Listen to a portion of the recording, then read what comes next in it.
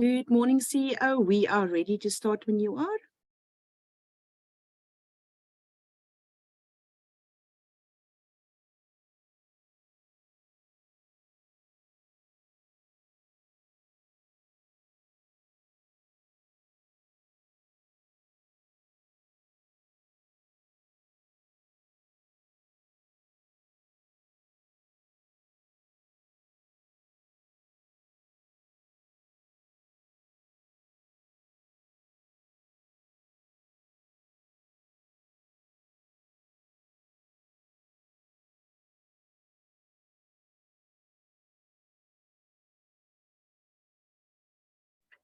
CEO, unmute on your side, please.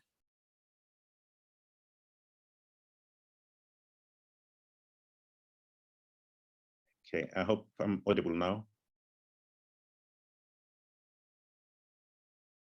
Yes, thank you. We can hear you. Okay. Good afternoon, everyone. My name is John Dlutlu, and thank you for joining us today. I will be your moderator for this session for 2 hours. We have a hard stop at 2 o'clock. Before I introduce the speakers, let me get some house rules out of the way. For the sake of good order, we have running the program smoothly. Hopefully, this is one of our last online sessions that we're holding now that the economy has opened up again. For the sake of good order, we have decided to mute everyone. We'll invite questions on the chat box, so you can start sending questions. We are hoping that this will be an interactive session, truly inclusive and participative. Everyone is invited and welcome to the SBI webinar on the energy crisis. This year, SBI turned 81 years old. It's an institution representing nearly 80 business chambers across the length and breadth of our country, both informal and informal sector ones. In other words, those that are registered with the SIPC and are registered with SARS and are also registered with the UIF. We also have hundreds of SMEs that are directly registered with us. So if you're an SME, you want to participate in the activities of SBI, please feel free to join us, and membership is free. We exist to champion the voice of these chambers of commerce, which represent over 110,000 small businesses in South Africa. A key part of our work is to advocate for policy, regulatory, and legislative environment that is friendly for SMEs to start, grow, and run towards the goal of having our economy generating in excess of 90% of new jobs from this segment of the economy by 2030, as envisaged by the National Development Plan. Our advocacy work is based on research, and we encourage policymakers and big businesses to base policy and other SME support interventions on facts and evidence. The body of our research output is available on our website, as is all the relevant research that we have gathered over the years as a resource. And our website is www.smallbusinessinstitute.co.za. My colleague Leandre will also post this address on the chat box. Our research topic, our current research topic, is looking at the impact of municipal dysfunction on small businesses. We've just finalized it and we'll be sharing it publicly next month in a physical endeavor. So hopefully you can join us. Ladies and gentlemen, today's webinar is made up of 3 parts. First, we have to lay a fact-based foundation around which we should frame the ensuing discussion about solutions. The second part of it is about solutions to the crisis we face today. And the third part is a talk aimed at inspiring entrepreneurs on the call to start, run, and grow their businesses from someone who's been there, a very well accomplished entrepreneur and an academic and a good friend of the Small Business Institute. It's common cause that for about 2 years now, our country has been going through another crisis. This time, our businesses and households are enduring rolling power cuts. The first speaker of the day today is our young entrepreneur who has gone through COVID-19 and now is facing the challenge of load shedding. Bulelani Balabala is the founder and chairman of TEE, that stands for the Township Entrepreneurs Alliance. With the support of Nedbank, he has been able to survey the impact of the crisis on entrepreneurs using scientific methods. He represents and has impacted about 60,000 entrepreneurs in South Africa. So we are very delighted to have him join us. This is important. Research is very important in taking away emotion, innuendo, and speculation and ideology out of the discourse. Ladies and gentlemen, please allow me to hand over to Bulelani. Sir, you are welcome. Over to you. Good morning, good morning. Yes. No, good morning, Chair. Thank you so much for the opportunity. I just want to now share my screen. Good morning to everyone who's joining this session. Just want to share just 1 second. We're almost there. I want to put it in presentation mode.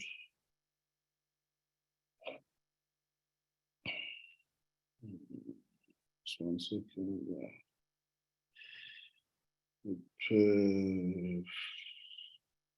Perfect.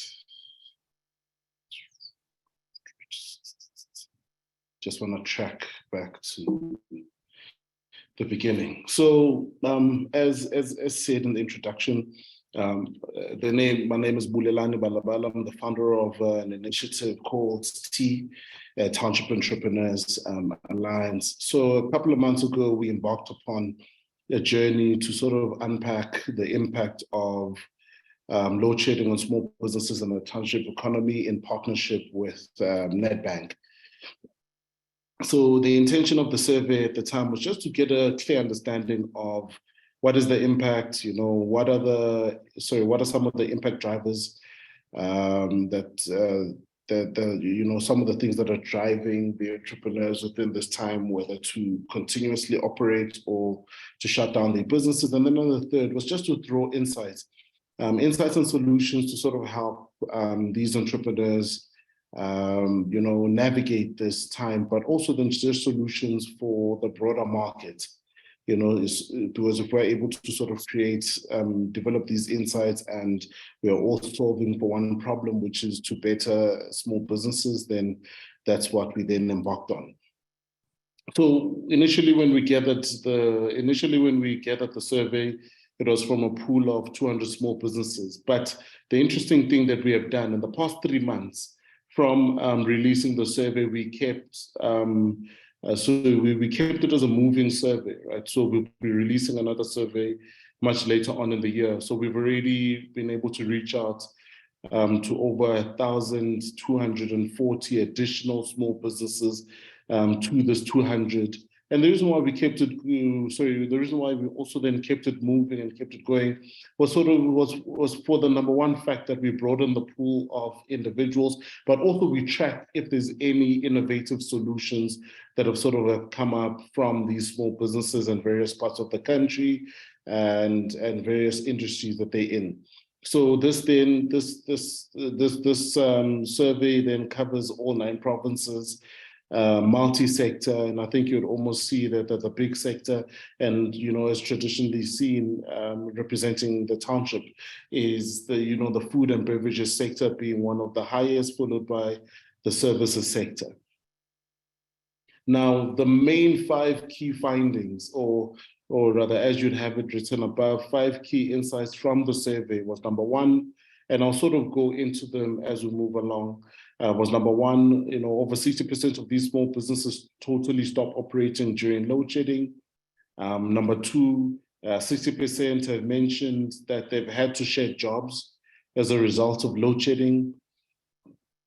And I think also it's important to note that the trend that we almost then pick up into the 1,300 that we've also then been able to reach out to, is this then becomes the common trend as well, that they've had to shed jobs.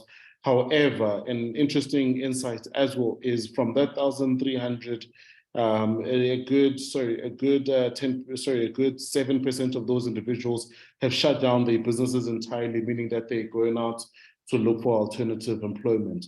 So those are some of the interesting findings. You'll get those later on in the year. but I thought that would be an interesting nugget to sort of throw it in here. Point number 3, an increase in operating costs, it goes without saying.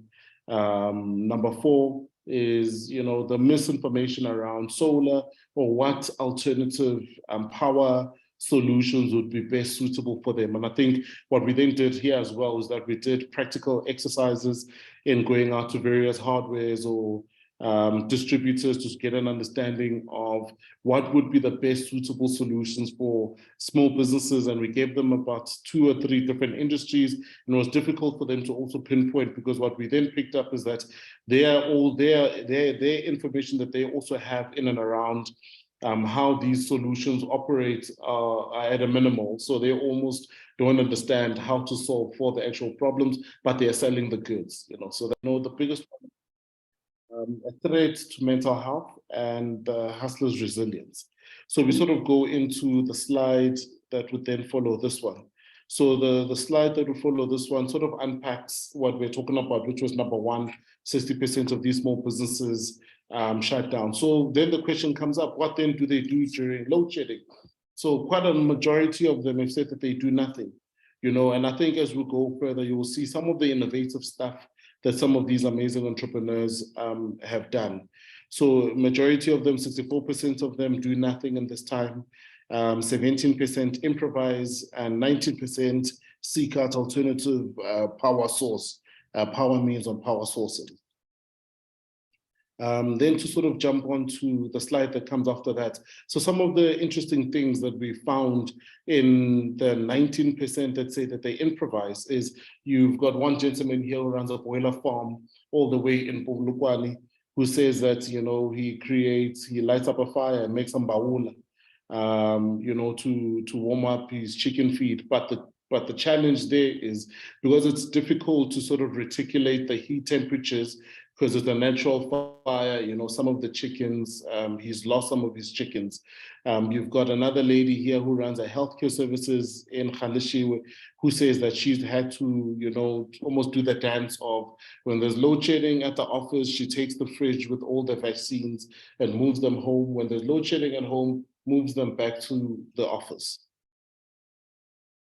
You then sort of, so what this then also then touches on is, I think this slide repeats itself, but on the second point is the point where we spoke about the 66% that have said that they've shared jobs. One of the things that we unpack there are the top 4 sectors that have been the most affected by load shedding. So we sort of look at which is in the township economy. So obviously 83%, 83% almost split between food and beverages, manufacturing within the township. You sort of look at the agriculture, the IT space, the IT space as well. Now this manufacturing, we're talking about guys that are in the welding space, guys that are making up carpentry items in the township, and that's that sort of field. And one of the things that we sort of then pick up there is, 26, sort of look at the pie chart that we have on the left. 29% have said that they haven't had to, they've lost no staff members, so their staff headcount has remained the same. It has not increased. It's one of the interesting notes as well. There's not been an increase. 5% of these individuals have had to close down. The numbers seem to sort of, increase in my earlier mention of the 7%. And then, the 66% have had a reduction in headcount. So these are the individuals who've had to, let go of staff members during this time. And I mean, some of the examples, you look at the individuals in the manufacturing and space, right, in this sector, they talk about the challenges. Generators have increased their cost, of which they are. To achieve, and I think the biggest challenge as well is to achieve a balance between maintaining the same retail price and maintaining the same retail price, would mean that you would need to recover increased costs. That almost then throws you out of the market, because then it means that you'll be pricing your product totally out of the market. And I think the biggest challenge then is to individuals who are within the space, the switching costs. If you're utilizing a CO2 welding machine, the cost of switching to a different industry might be higher. And, we sort of look at, that's the point number one there under the coping mechanism. And number two is the introduced shifts to staff members, as a sort of curb the impact of this load shedding. Or number three, what they've also then mentioned that they do as an innovative coping mechanism is to negotiate reduced salaries, which might work in the interim, but in the long run, leaves quite a number of mouths destitute, which are the ones that are being fed by these breadwinners that show up to work each and every day.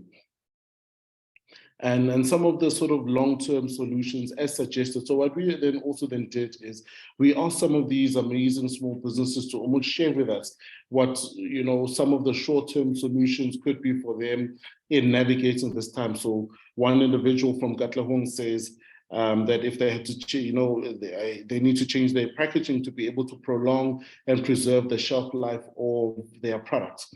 Another, the same individual says, load shedding is requiring me to remodel my business in its entirety. And I think that's almost, the theme that we've been able to pick up in majority of the businesses, right, so that have gotten affected, they've had to pivot in one way or another in navigating this time.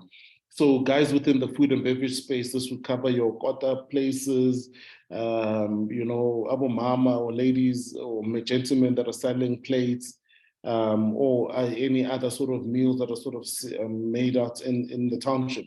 The biggest impact is definitely a loss in business.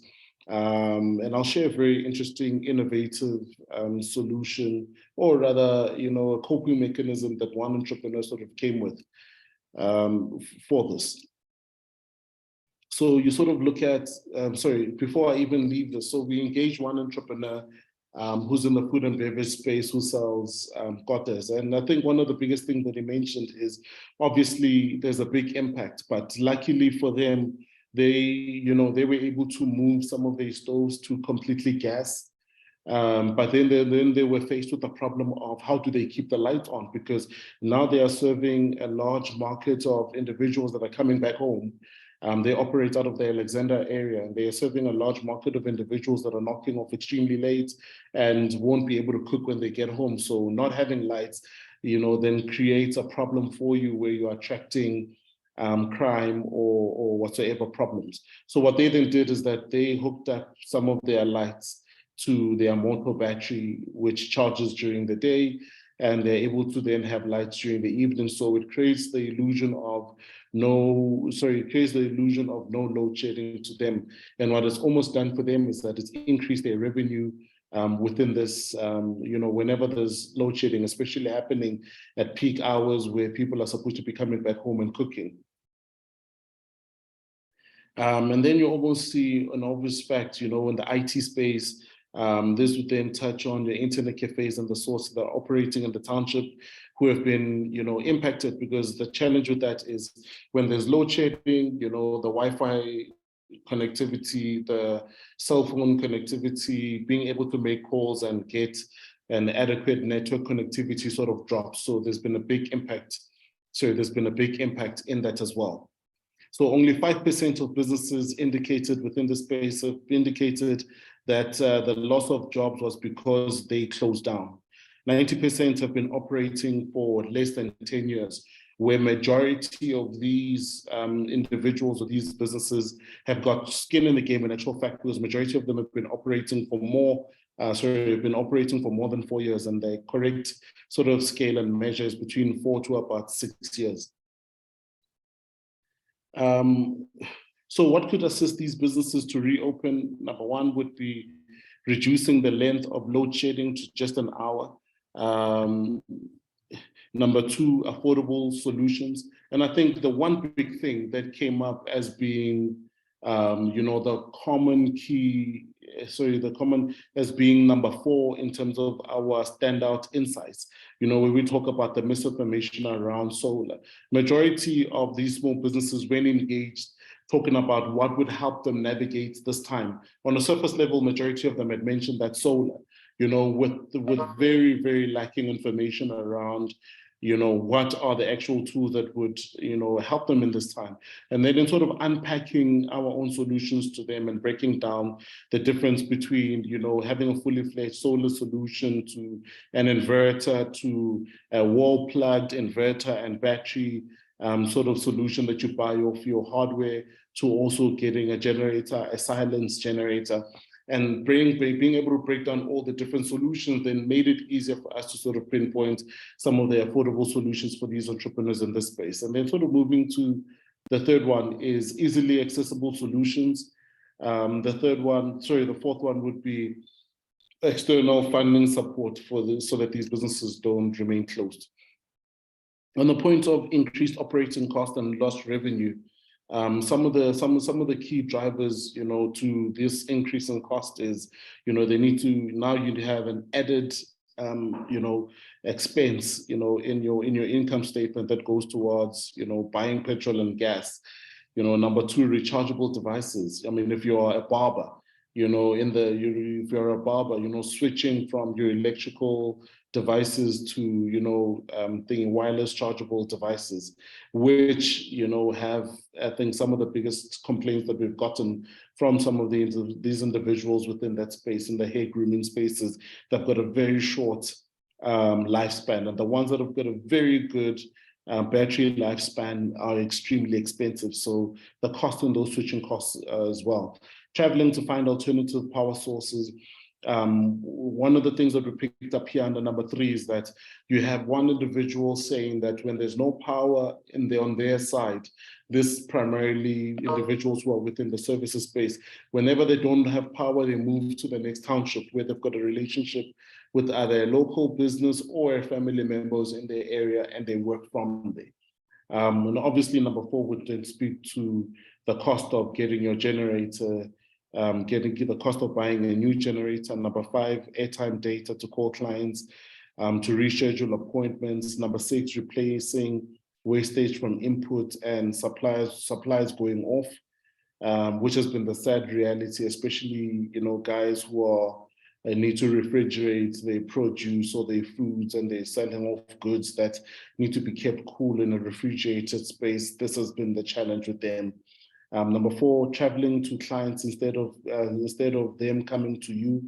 Number 8, replacing appliances that have been damaged by electricity going on and off. And I think an interesting case with this is a dentist that we profiled who's out in the Vosloorus area, who now finds herself almost destitute as being kicked out by the center management because, they had the power off. The employee made a mistake of running the generator without switching it off on the main, and it burnt up the whole entire grid, So things like that, create a very big problem now where work that was ordinarily reserved for electricians must be administered by an admin or receptionist or an accounts manager, which creates a very, very harmful and puts people in a very dangerous place.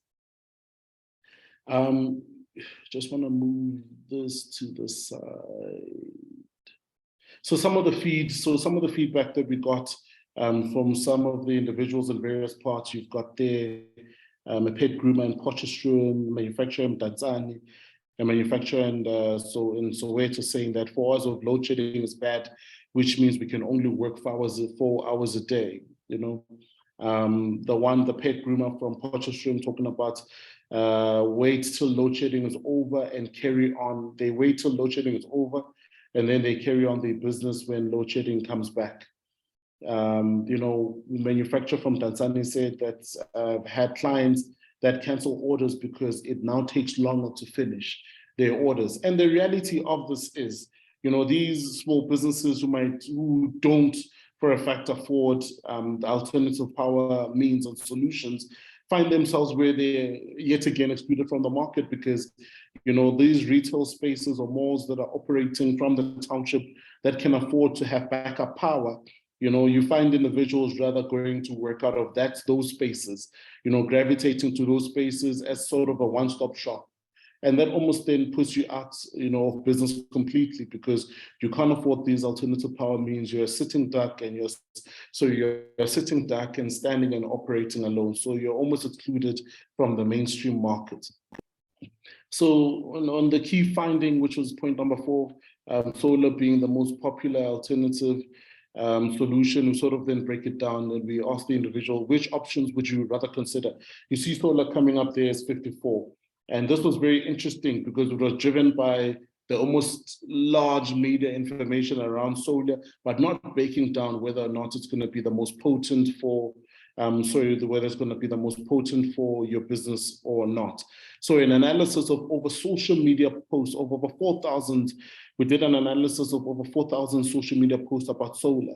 And some of the biggest things, 3 interesting findings that came up is cost. The biggest interest is around how much it costs. The second one is around installation. It's installation related. How is it installed? Who installs it? Who are the accredited installers? And most of it has really been around number 3, which has been, really being able to give clear advice around what actual solutions are required, to navigate this time. And point number 5, and after the slide, I'll just hand back so that I don't labor cumbersome. So point number 5 speaks to the threat to mental health. And I think, the recent sequential events, COVID-19 lockdowns, to July riots, to the flooding that we have seen out in KZN, to intensified load shedding, now the looming water shedding, which has affected various parts of the country. Which at the end of the day puts a strain to the mental well-being of any business owner, because as a business owner, there's a standard set of challenges, not necessarily standard, but the set of challenges that you come across, right, that you need to navigate on a day-to-day basis. But over and above the challenge of finding customers, the challenge of sales, the challenge of, being entrepreneurial in your business, or, being able to feed into the technical aspects of your business or the managerial aspects, then now you need to deal with all these all these challenges that are driven by the socioeconomic impact of load shedding, water shedding, July riots, and the lockdown, which still to this day, a large majority of businesses have still stated that they have not yet been able to fully recover from this. So one small business says, a lot of people are starting to give up on their businesses because load shedding is more, especially for small businesses. We are not making any money. Most of us are losing hope, as it feels like we are fighting a losing battle. And obviously, I think one of the things that stands out is sudden changes in resources available for business owners, such as safety, electricity, because, if there's no electricity, especially in areas like the townships, if there's no electricity, you're a sitting duck, especially if you're then operating till late. It means that you're a sitting duck for criminal activity and the sort. And, and also one of the things is, the scarcity impacts decision-making, redirecting focus from essential operational consideration and self-care. Because when you're in between a rock and a hard place, and as we've seen with a lot of small business owners, traditionally before small businesses were incentivized, especially in participating in any ESD programs or any sales.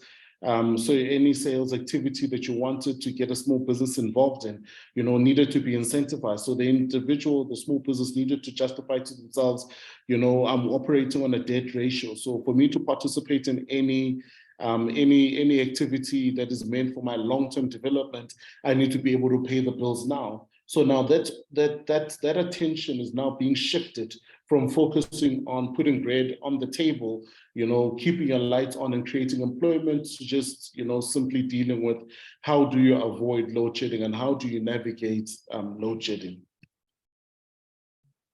So this then talks to, additional findings around addition to finding affordable, cost-effective alternative power energy, there is a need to support businesses with mental wellness.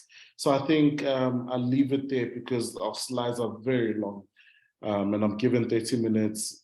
So any questions that anyone sort of has, I'll hand back over to the chair. Thank you very much, Bulelani, and we're really very proud of the work that you continue to do. Bulelani has been a member of SBI, or T has been a member of SBI for the last 3 years. So we're really very proud of what. Bulelani, I will not take questions right now for you. Hopefully you can stay so that you join the next panel, which is about solutions. But in my view, humble opinion is that your presentation was not only about the problems, it also gave insights into what could possibly be the solutions as well. I see also on the chat box, someone has provided a solution. So the next speaker is Logan Reddy. Logan comes from Eskom. Logan, I must really pay tribute to you for being brave to come and participate in the webinar. You are amongst friends here. Feel free to share the scale of the problem, and hopefully we all come together to contribute to the solutions. Logan works in the generation. He's looking after plants, planning for the life of plants or power stations as you know them. And he's been at Eskom for more than 20 years. So we couldn't have been blessed with better insights than having Logan around. Logan, please go ahead.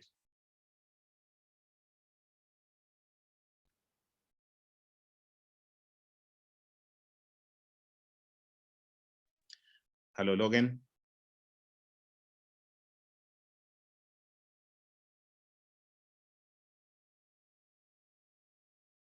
Hi, colleagues. Do we have Logan?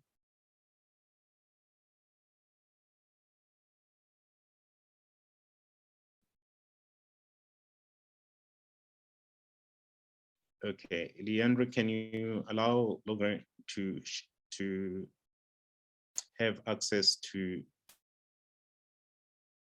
chat and video? Ian, I'm frozen. Please, can you sort it out?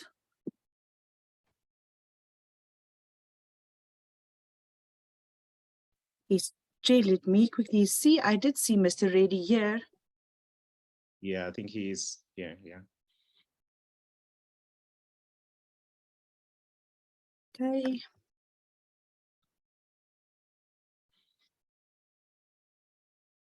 Okay, so Mr. Reddy is has the rights to unmute, so he should go ahead. Okay, you know what, John, he just locked. I think he maybe got kicked out. He's coming back in right now. Just accepted him back.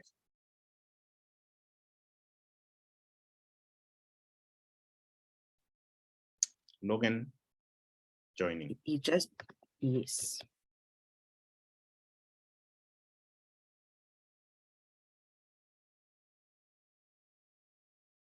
Hi, Logan, are you there?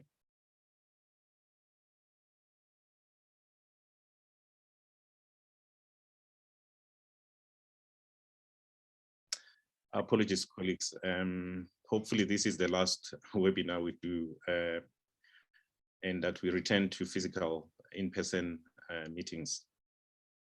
Yeah, I just see in the chat chair, Mr. Reddy, you can unmute now. Yes, there we go. Yeah. Okay, can you hear me?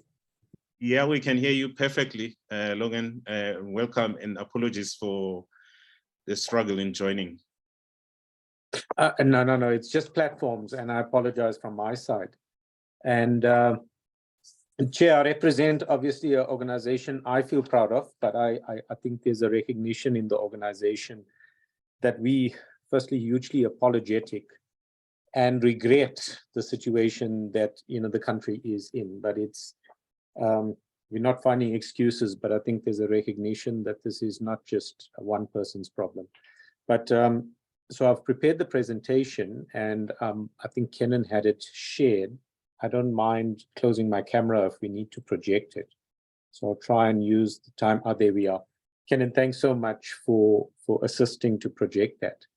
So Chair, today, I think, I picked up the earlier presenter, and I think it's really the impact of this energy crisis, and it's definitely a crisis we're in. We understand it, and I think the one thing we don't want to downplay the effects of it.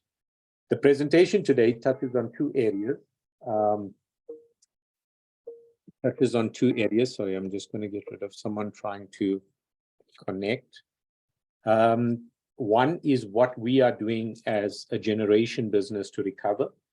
There's been multiple recoveries, but I think we have got to this point, and there's a larger confidence that we're recovering and moving in the right direction. And then I want to touch on the just energy transition, which is kind of relevant, but given the time, I might not go into that. I think the pack is with your team, and they're welcome to share that because we have shared this at public platforms. So if it's okay, I'll start going into the generation recovery and maybe just give context of some of what we're doing to try and overcome at least the shortfall. So the first part, generation recovery.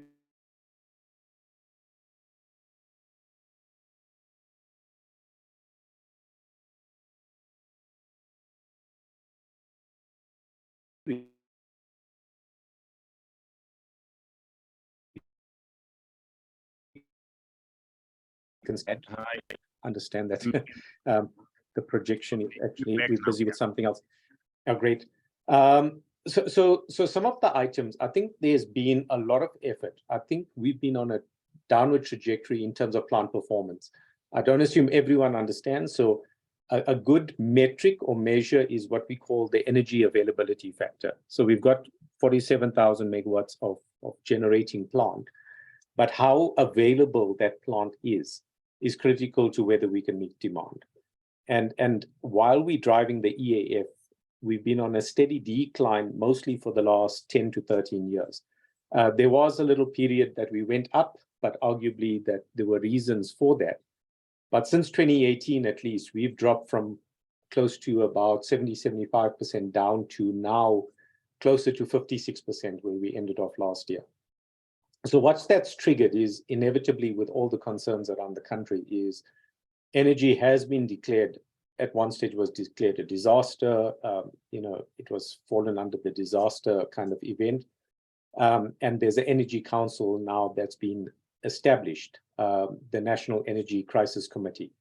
And we, as a start, have used some changes in leadership and resetting the direction. Since October last year, there was a new board, our GCE went out.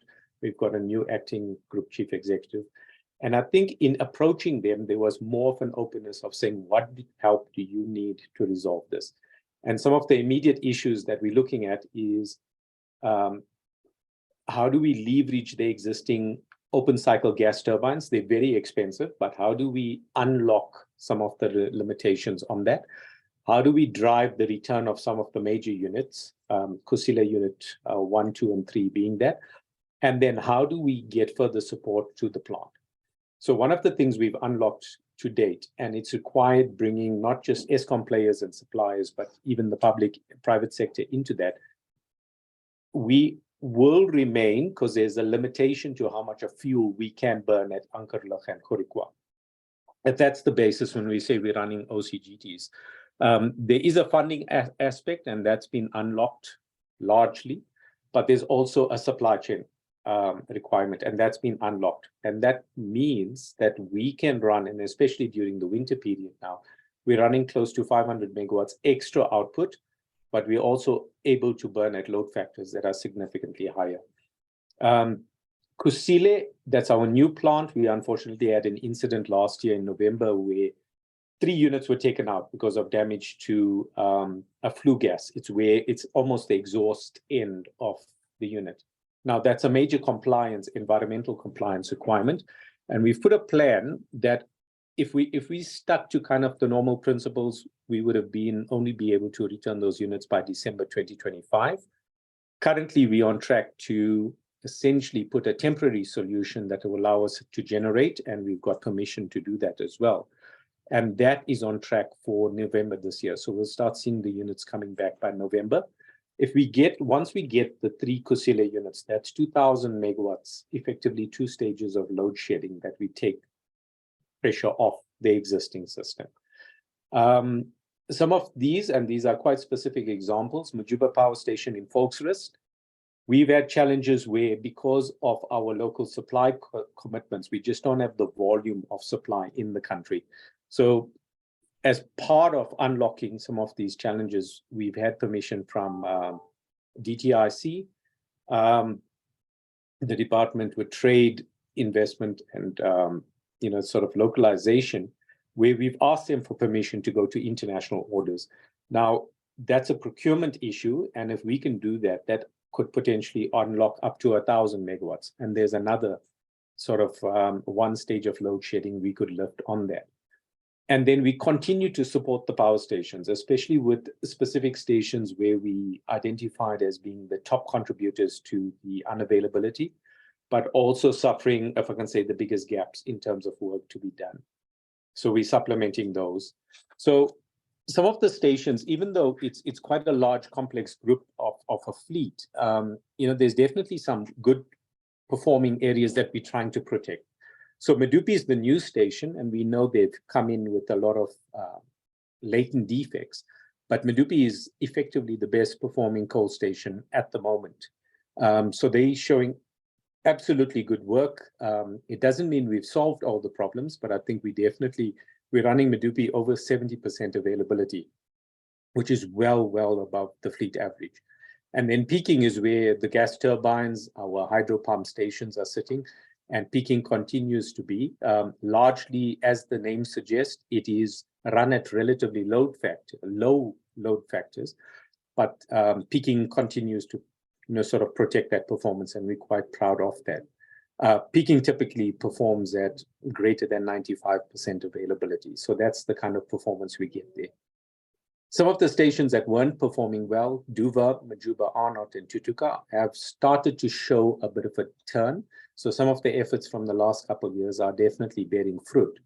But I think also with some of the change in leadership now, I think there's a bit of a change in mood, and some of our personnel are starting to feel more positive.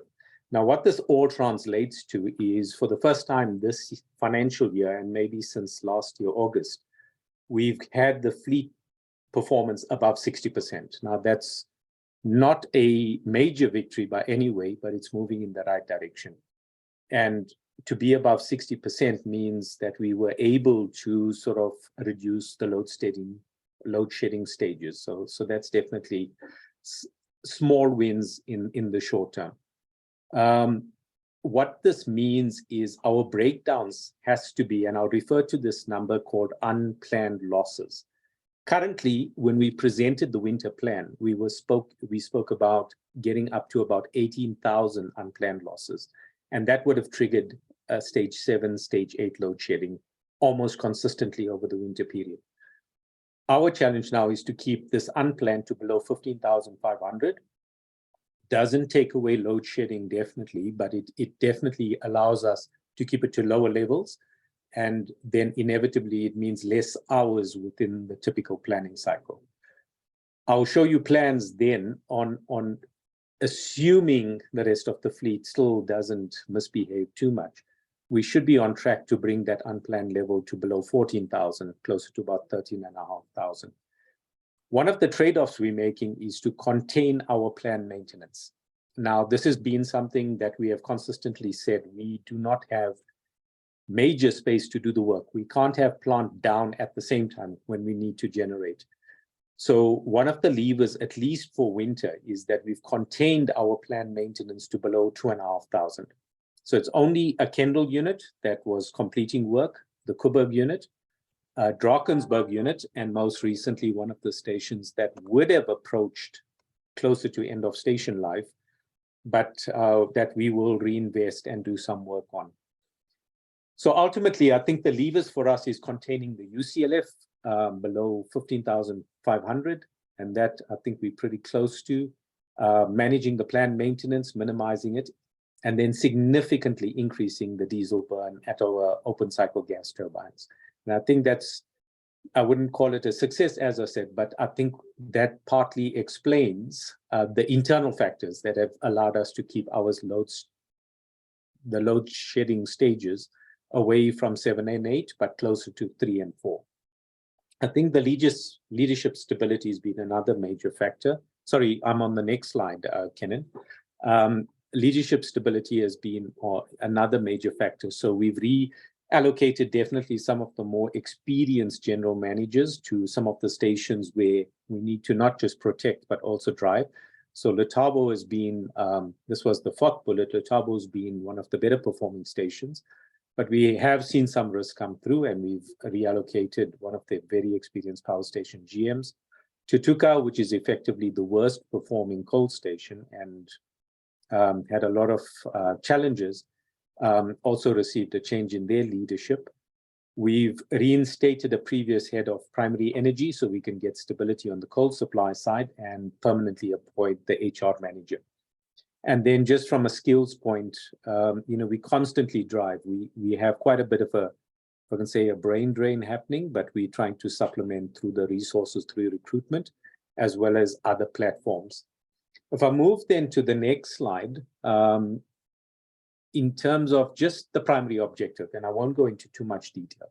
Our short-term objective is really, the agreement is how do we fix Eskom in general, but improve the availability of the existing supply. And the target set for us 60% by the end of this year.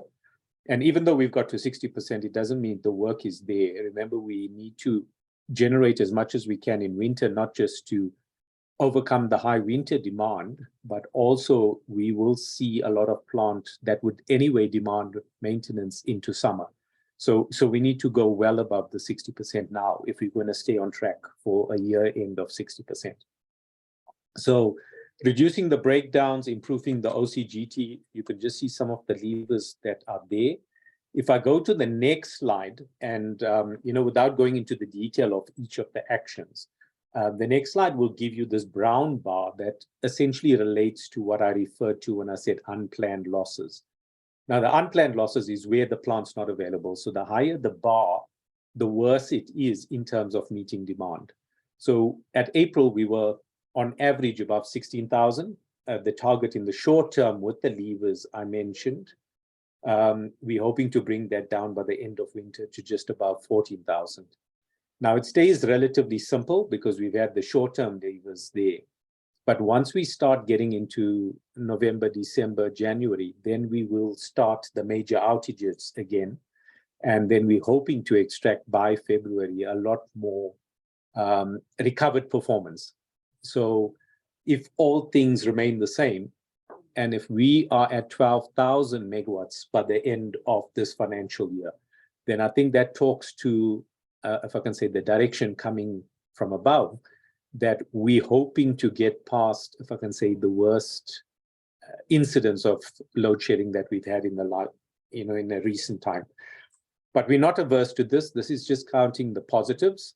The next slide, is forcing us to say, while we are focusing and addressing on some of the most, if I can say, it's like the iceberg that's sticking out the water. So you're just looking at those areas. Power stations are quite complex, obviously industry, they're quite complex plant. And what we're finding is what we call the ancillary plant that is seeming to take strain. So we've seen a lot of challenges with milling plant, boiler valves. These sound quite elementary. The draft plants, which is the big fans that supply air to the boilers, the cooling towers, where we vent a lot of the heat, and then in around the turbine plant. These are sort of the ancillary equipment. They are starting to highlight where these are emerging risks. And while we're trying to fix, if I can say, the other areas where we've got green, the boiler, the turbine and generator and transformers, the focus is also shifting around to say what's going to bite us next. So, we don't want to be just a short-term view of fixing something and then we fall again down the road. So I think there's a recognition if we're going to have to be a lot more sustainable going forward, those areas marked with the red dots will also have to take significant work. Now, that doesn't mean more shutdowns necessarily, but it does mean more money, more funding, more projects, more people working at this so that we can get this plant in that state. I can then just go through, I'm going to touch on some of the timelines for Koeberg. We're hoping for Koeberg to return by the middle of September. Koeberg, unfortunately, and it's in the pack, even though we're working with one of the most experienced and knowledgeable contracting companies in the world on nuclear plant, we're not achieving the commitments that was made when we signed the contract. And this is getting full attention. Just the group executive of Generation last week visited Koeberg and had a discussion with them. But we're hoping for Koeberg to return by middle September, Kusile by the end of November, I said by early December, and then we will commission the new unit on Kusile that's ready to be put on bars before the end of the financial year. Then Medupi 4, which failed in 2021, we pretty much have also, we had a challenge with getting brand new equipment, but we've come up with a temporary interim solution, and we should be on track to get that unit by July 2024. Now, these are quite big units, and you could see this would be well in excess of 3,000, close to 4,000 megawatts, which says just with these units returning, potentially 4 stages of load shedding can be avoided. Just a bit of insight on the next slide of the Koeberg program. Koeberg actually had a life of 40 years and would have shut down now in 2024. But we are actually, it's kind of that perfect storm. We're trying to ready it for the next 20 years.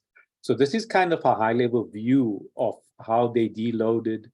The major activity in the middle was to replace the steam generators, which is almost the heart, if I can say, or the lungs of the nuclear plant. And that period with the OEM has taken, or the original equipment manufacturer has taken way longer than we had committed, hence the delay. But we should be seeing Koeberg coming back. And as I said, the promise is by 14 September with a bit of allowance. So if everything goes right, definitely by 14 September. And I think there's an opportunity for that to go better as well. I won't go into the details of this, but I just want to touch on one slide, if I may, on the pack, on the overview of the just energy transition. So inevitably, Eskom and Generation is largely a coal or a fossil-fired business, and there's a lot of pressure on us to clean up the generating, which means that stations that are polluting, are not as efficient, have to be shut down at some stage. So the just energy transition talks about how do we move to newer, cleaner technologies, but also protect the economies and those sort of microcosm of economies and communities around that. So in this, you will see a number of levers of how do we stabilize by getting solutions. And this is pretty much the model that's set up for Komati. We firstly need to transition from an operating plant. We shut down the last unit in October last year, to now a plant that's got new technologies. We're going to deal with decommissioning and bringing in a lot of pilot technologies, containerized microgrids, do farming with PV, a full 100 megawatt scale solar plant, battery storage, and starting to bring in other elements that will start to not just make it a repowering unit, but obviously try and keep that community going. Along that, we're going to have to we're also looking at developing a lot of capabilities, which is not our normal line of business. So there's existing facilities that we want to leverage towards training, skills development, career development, and then also for small, medium enterprise incubation and business skills development.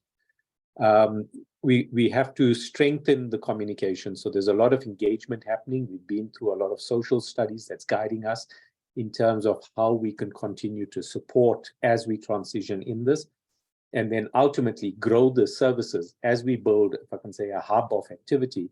We want to grow and expand those activities. And this is the model now will translate to stations like Komati, and then possibly Camden, Hendrina, etc., that are in that area. So Chair, I just want to do that because I realize time doesn't allow us to go too far along. But if there's any burning questions, I can take it, but I do realize this is a very contentious effort, contentious issue. But I think the commitment from Generation is we're trying within all the challenges to push and extract and get that performance to the levels that we've promised and do it as quickly as possible. Thank you. Thank you very much, Logan, and thank you for accepting the invitation to come. You are amongst friends here. We're not here to blame you, and we appreciate the good effort that you are making. Just one question from my, 3 questions from my side quickly.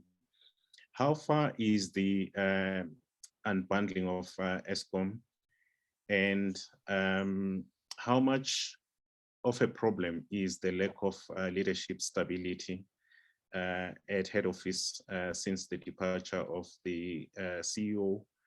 And then maybe lastly, how much new energy has come on stream from the IPPs? Thank you. Chair, thanks. The unbundling, so there's definitely a progressive unbundling. The transmission, which includes the market operator, system operator, is being, if I can say, accelerated and moving. So they are functionally separated by last year, December. By this December, the idea is for them to be legally separated, which means the market operator is independent from distribution and generation. And that's progressing quite well. In generation, we continue, we also are setting ourselves up to divisionalize and separate. So we've already started setting up, if I can call it, power purchase agreements, because now in anticipation of the new market and the separated market operator. So all that's in place. The only challenge for us will be, because of generation carrying the biggest part of the debt and sitting with the challenges, there's a conscious decision to say that generation will probably be the last of the divisions to go, and how quickly we can stabilize and grow to a point where we can be self-sustaining will dictate that. The timelines is about December 2024 to be functionally separated, and then the legal separation will follow probably within a year or two after that. Okay. On the leadership side, I do think there's a lot of perspective, because there's been a lot out in the media. There's been the interviews, there's been the books. I think the one thing with Becky Malo returning, he was our group executive in 2019 through to middle 2020. Becky's got well more than 25 years experience in our business. He's been reinstated as a group executive of generation. I think he's got a fundamental understanding of the business. So while we have suffered with a fair amount of turnover, I think with the support with the NECOMs, the National Energy Crisis Committee, with the Minister of Electricity, I think we've managed to bridge that, as well as with the new board. I think the new board, I know some of the individuals on that. They're extremely competent. They understand the industry. We've got a lot of new innovative thinkers. So I think they've done a good job in managing that transition of leadership. If anything, and I don't want to sound like we missed that point, but there's a very positive spirit that's coming through in generation. And that hasn't been there in the last couple of years. I think it's something that we're seeing the challenges, we're recognizing the real problems, and we're starting to put things in place and being supported by the right stakeholders to allow us the right job to be done.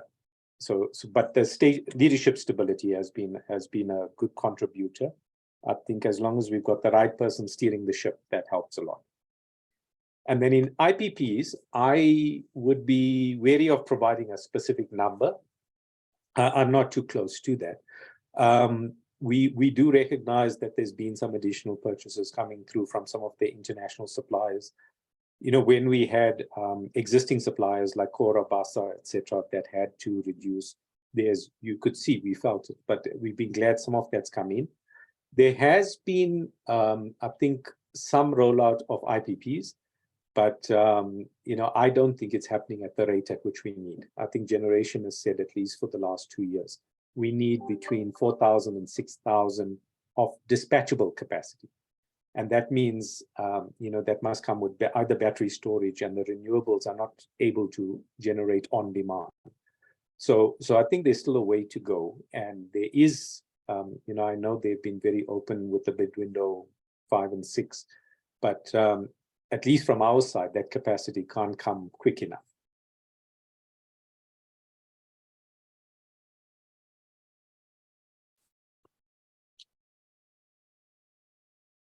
Thank you, Logan, and I hope you can stay just in case colleagues want to engage with you. But I think this was a focused solutions forward-looking approach. We really appreciate the work, the good work that you're doing. It's not only your problem, it's our problem together. Like I said, you're amongst friends here. We're not here to blame you. And thanks for the opportunity of engaging with us.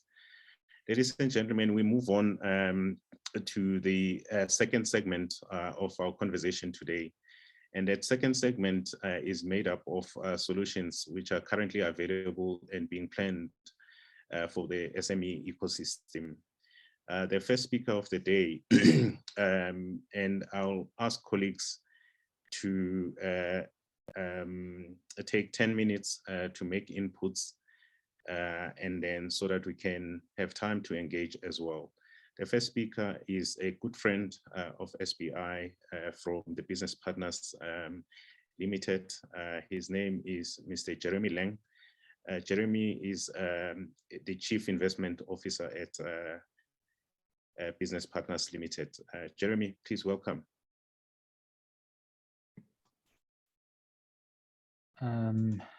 Good day, John and Chair. I hope I'm visible and audible.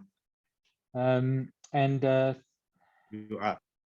Thank you. A very good afternoon to everyone. And firstly, thanks to the SBI for mobilizing and initiating some very important discussions, I think, and very relevant. So from our side, thank you for allowing us to participate.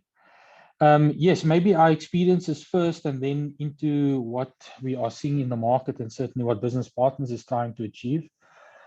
The impact of load shedding for SMEs in particular is real, it's tangible, it's visible, and we see it day in and day out. Some are able to cope with it better than others. Certainly those that don't necessarily have the financial reserves or muscle to put alternative energy structures in place are suffering bitterly. Some businesses are able to work around it, shifts, things like that. Other businesses are not. Other businesses operate in industries where turnover is lost forever, and that will never be recovered.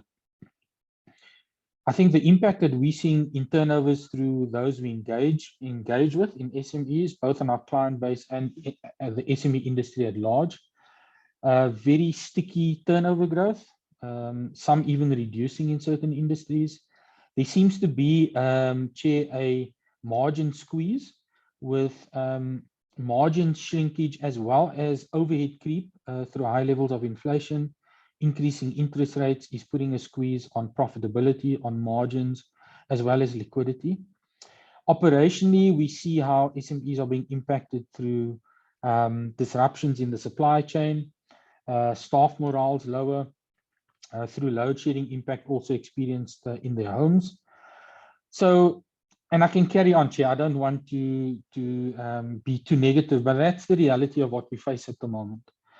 And it is absolutely critical that we support SMEs in getting through this period. We're now starting to see things like increased levels of liquidations and job losses. I don't think one institution, one person, one organization can solve the problem at large for SMEs. It's going to take quite a concerted effort by both the public and private sector. The issue is how do we support them and in what manner do we support them? And I think in any crisis, which I believe this is, it needs to be a solution that is SME friendly, not too cumbersome, is concessionary of nature, and is easily accessible. Those are generally the three key important things, because it's one thing to mobilize capital to find solutions for SMEs. It also needs to be through a very good distribution channel that SMEs can actually tap into from an awareness and access point of view. Business Partners has launched its own energy fund, a 400 million fund, which we seek to support SMEs in procuring alternative energy supply for their businesses. not necessarily just green at the moment, and in this crisis, it really is any alternative energy supply. And that is to provide a more consistent supply of energy, a more predictable supply of energy, and hopefully in the medium term also reduce costs for them, depending on the solution that they take. Timing is good also because there are also some tax incentives that support any renewable, or certainly on the solar side. So there are other peripheral support mechanisms, incentives, but primarily it is the procurement of energy, a consistent and predictable energy supply. It is only a 400 million fund. It's not going to solve all SME problems, but we hope that, and we appeal to our co-funders in the market to also come on board through partnerships, through collaboration. A lot can be achieved if there is a common objective and a common goal. We have already launched. We have already received applications, and we have already approved applications through this initiative. So that is only one institution trying to make a difference, and I believe if more and more comes on board, we can. However, time is of the essence. I have seen other solutions and other funders also coming on board with energy funds and so on. But it's important that there is ultimately benefit for the SME, and it's not just funding in general disguised as an energy fund. There needs to be some impact, some concession of nature. And in our case, certainly the speed, the agility, and the pricing attached to that cost of finance is really concessionary of nature. Some key risks for us as a funder, and perhaps for SMEs when looking or considering alternative energy infrastructure, we're very sensitive around the quality of product. I think the market is going to be flooded with lots of product, and it's really important to distinguish between the good quality ones and the not so good quality ones. And the second is also the credibility of installers and suppliers. That's really important to distinguish as well. So with the increase in activity around this energy infrastructure, it does give rise to opportunity, but one needs to do your homework and due diligence around the quality of product and credibility of supply. So we are trying to from our point of view as an organization, to support the industry. It's not nearly enough. It's only a drop in the ocean, really, to try and support SMEs. They desperately need it. And the more that comes on board, the more capital can be mobilized and the more SMEs can be supported. But for me, the impact does lie in partnerships and collaboration, either within the private sector, between the private and public sector, and that's where a lot of impact, positive impact, can be made. So, John, that's what I wish to share. All the details are on our website. For those that are interested in reading up some more about it, I will also continue to participate in the panel as we go along, and happy to take questions as they come and when they arise. But I will close out on that note. Thank you. Thank you very much, Jeremy. And this is very helpful. Two things from my side, two questions from my side. The one is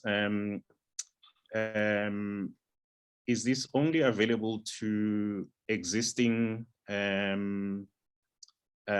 clients of business partners, or it is also available to new clients, prospective clients? And the 400 million rand, where is it from? Is it, and what's the relationship between the Energy Fund and the Sukuma Trust? I believe that you have gotten back quite a lot of money which was spent during COVID period. Thank you, Jeremy.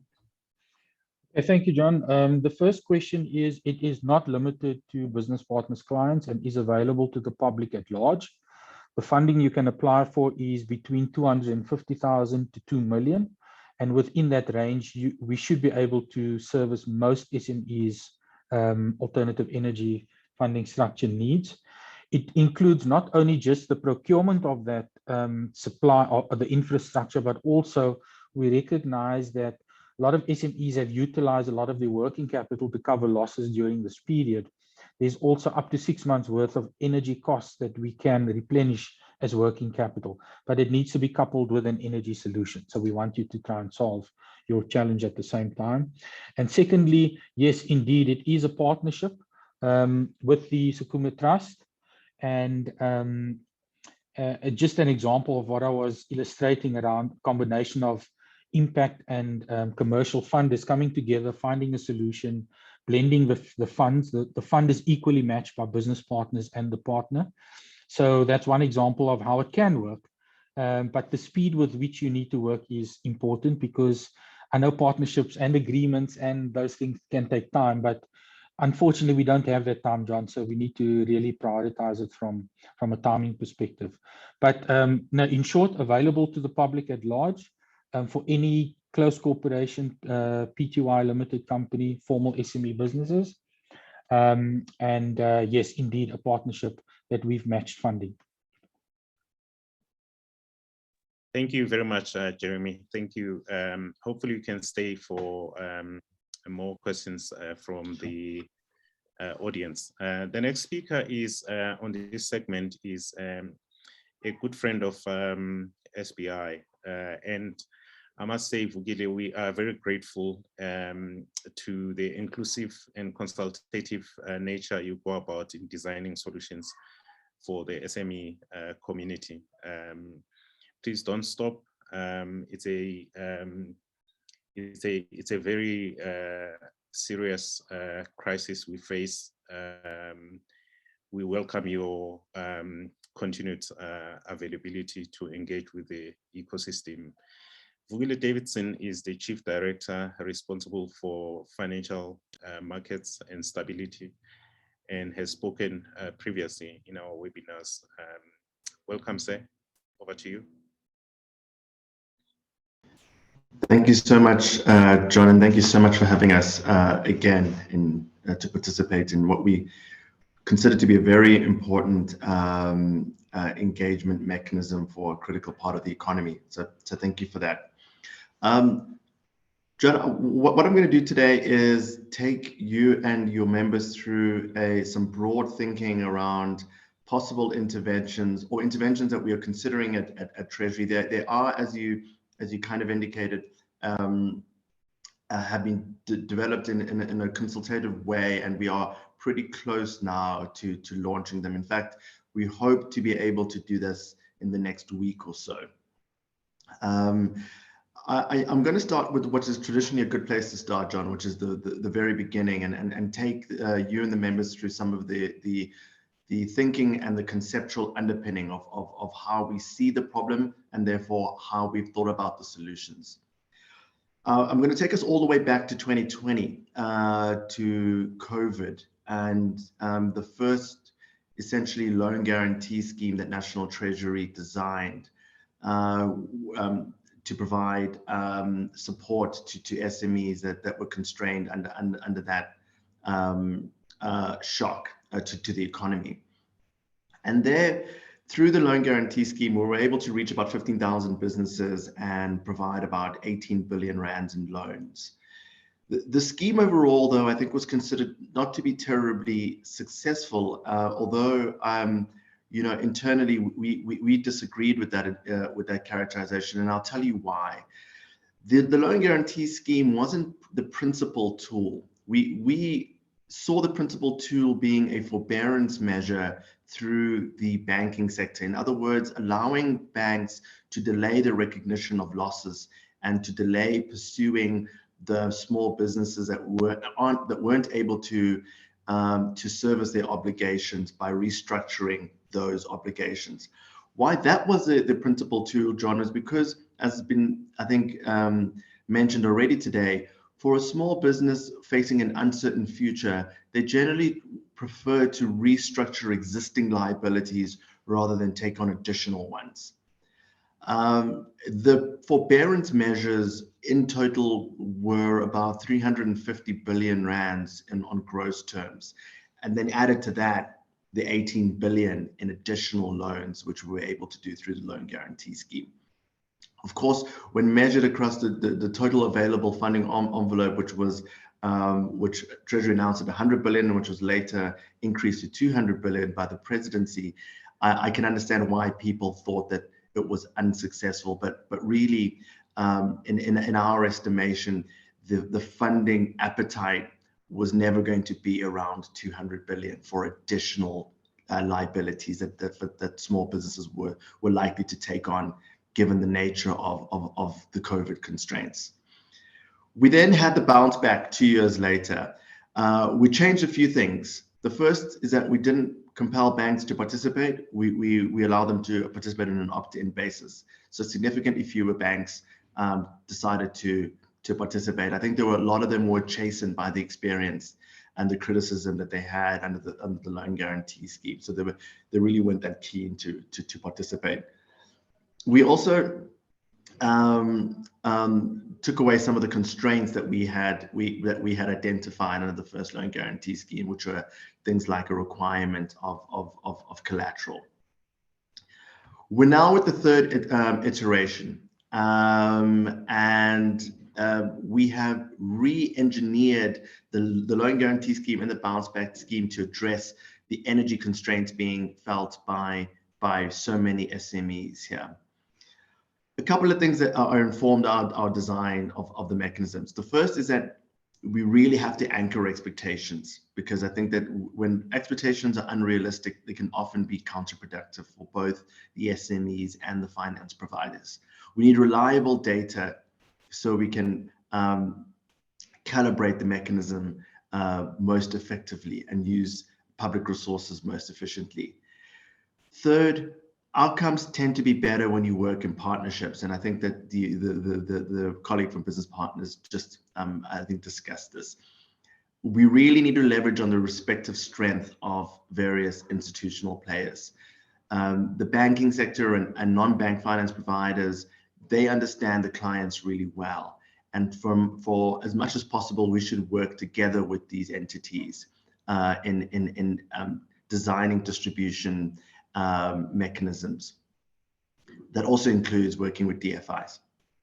Fourth, we need to take a modular approach. We need to understand what works well and scale up those aspects rather than having a blanket mechanism that may not necessarily be fit for purpose. So what are the mechanisms that we're thinking about? John, these are three main mechanisms. The objectives that we want to hit are threefold. One, we need to improve the reliability and increase energy output. Second, we need to reduce single points of failure, a distributed solution. Third, we need to address both the short-term problem, which is an acute energy crisis problem in effect, but that's affecting small businesses. But we also need to try and look around corners. You know, there are imminently going to be introduced a EU mechanism, a European Union mechanism to attract or impose taxes on what they consider carbon intensive imports. And we need to start beginning to think about positioning our small businesses for that future, and making sure that the energy that they use is less carbon intensive, and that they exports and products remain competitive for those markets. So we're thinking about all three of these mechanisms, all three of these objectives. We've thought about three real interventions. The first is a capital investment mechanism for those SMEs that want to take on the capital cost. That means if an SME feels that they're in a position to put down whatever it is, the $500,000 or 1 million rand required for a solar solution and battery and inverter, that they can borrow and undertake that investment. Second is perhaps the innovation, and this is what we've really learned from the loan guarantee scheme and what one or two of your other members have said. We're working with energy service companies to provide leasing and loan,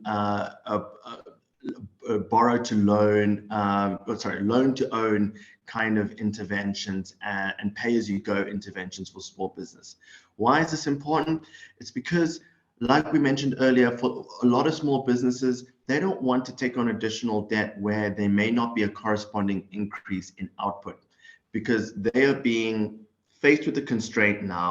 They have a commitment for energy that they are currently servicing through Eskom or whatever their service provider is, the municipal service providers, which is unreliable. So what we should really be thinking about is just switching out that provider of energy to a leasing company, keep the costs that they face exactly as the same, manage the escalations going in future to a manageable level, and not have these really dramatic 20%, 30% cost escalation in tariffs that many SMEs face, and provide them with a regular and dependable energy source. So whereas one day you're sort of paying Eskom or your municipality, we want small businesses the next day to go to whatever service provider that they're comfortable with and pay them and get the panels and batteries, inverters installed on their premises, and just pay the same monthly cost that they were facing under the previous less reliable provider of electricity. And we're working with energy service companies for that, both to provide them with sufficient funding, as well as making sure that they have sufficient working capital, so the increased demand that small businesses may have for these energy service companies can easily be met. Lastly, we are working to alleviate other bottleneck constraints with any business that's working in the solar value or rooftop solar space, to ensure that their working capital requirements can be provided. So this is a working capital instrument for any business up and down the solar value chain, which is an important addition. So those are the sort of three main mechanisms that we're working to deliver on. There's an additional mechanism that we're working with the IDC to try and promote new entrants, new businesses that want to be operating this energy service space, to make that environment as competitive as possible.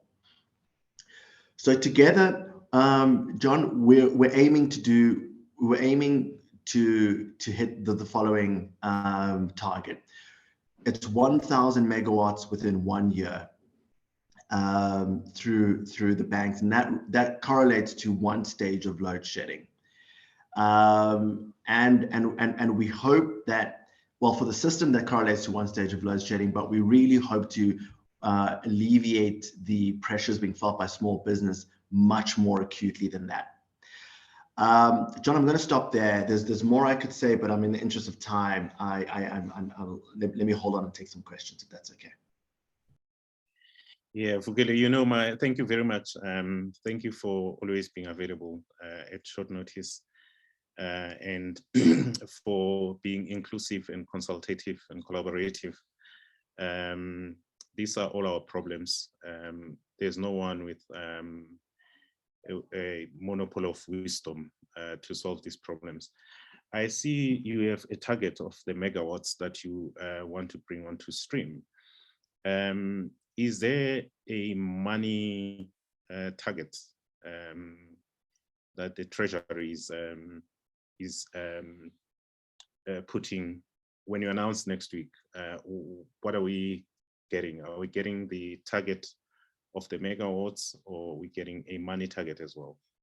Thank you. Yes, that's a great question, John. John, we really want to have the focus be on the megawatt output, because that's the nature of the crisis. Of course, in the background, we've done some modeling. In our modeling, we have found that for different buckets, there are different first loss mechanisms or first lot funding envelope that corresponds with a gross investment envelope, which then corresponds to a megawatt number. So for small businesses, we have modeled that it would require about 5 billion rands in first loss funding, which correlates to 30 billion rands in gross loans, and that correlates to 1,000 megawatts.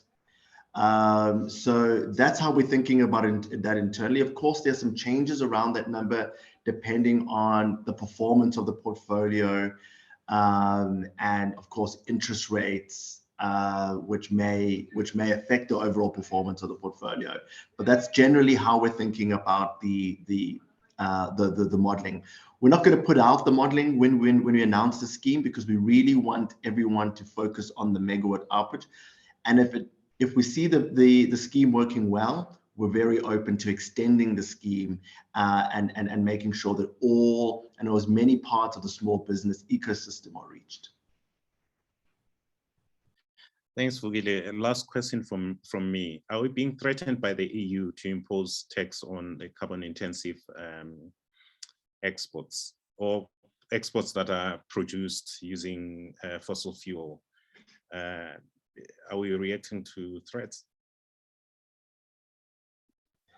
Yeah, John, I mean, I think that you would know that, yeah, it is hard to resist the powerful. And at the end of the day, this is a European law that they will be imposing on all exporters to their jurisdiction. They are well within their rights to do that, but we have certainly, as forcefully as we can, made clear to them the real costs that they are going to be imposing on particularly emerging economies. Having said that, it doesn't, and this is just my personal reading, this is not necessarily the views of the department, the government, the government as a whole. But from what I have seen, John, they seem quite committed to forcing this through. And I am skeptical of our ability to be able to constrain their commitment to impose a CBAM. Thank you very much.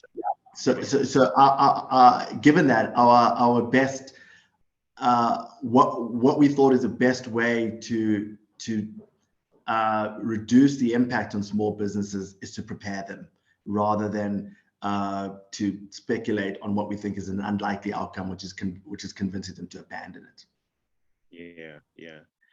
Yeah. Better we get ready, because I think the corners are closing in on us, whether it's AGOA and the CBAM, as you mentioned it. And I must commend Treasury for being so forward-looking and proactive in this measure, because I have gotten a sense that we are so relaxed about CBAM, and we're not planning forward, or we're not as forward-looking as we should be doing for our exporters. Thanks, Vukile. Hopefully we can stay for a little bit, so that maybe if the audience has got questions for you, they can take. The next speaker is good friend of SBI, and I must pay tribute to you, Vijay Valla. Is the Chief Director at the Small Business Development Department, and has done a considerable piece of work in reducing red tape. And again, Vijay, I must commend you for being inclusive and reaching out to some of the critical voices in our ecosystem as SME advocates. Thank you, sir. You've got 10 minutes. Go ahead. Okay, I'll just introduce myself. I don't know if I have access. Am I audible, Vic? You are audible, Vijay. Okay, I'll put the camera off as soon as I start. Thank you so much. And Vukile, thank you so much. Sorry, Vukile, thank you for your cogent and really good presentation. I just wanted to know from you before I start, are you working very closely with us on these products and the solutions that you're developing? Sorry, Vijay, are you asking? Yeah, I was asking Vukile, but I can take that offline. But let me actually share my screen and make my presentation in terms of our response, if that is okay with you, sir. Go ahead. Thank you. I'll get the camera off there. Okay, just there we go. Okay,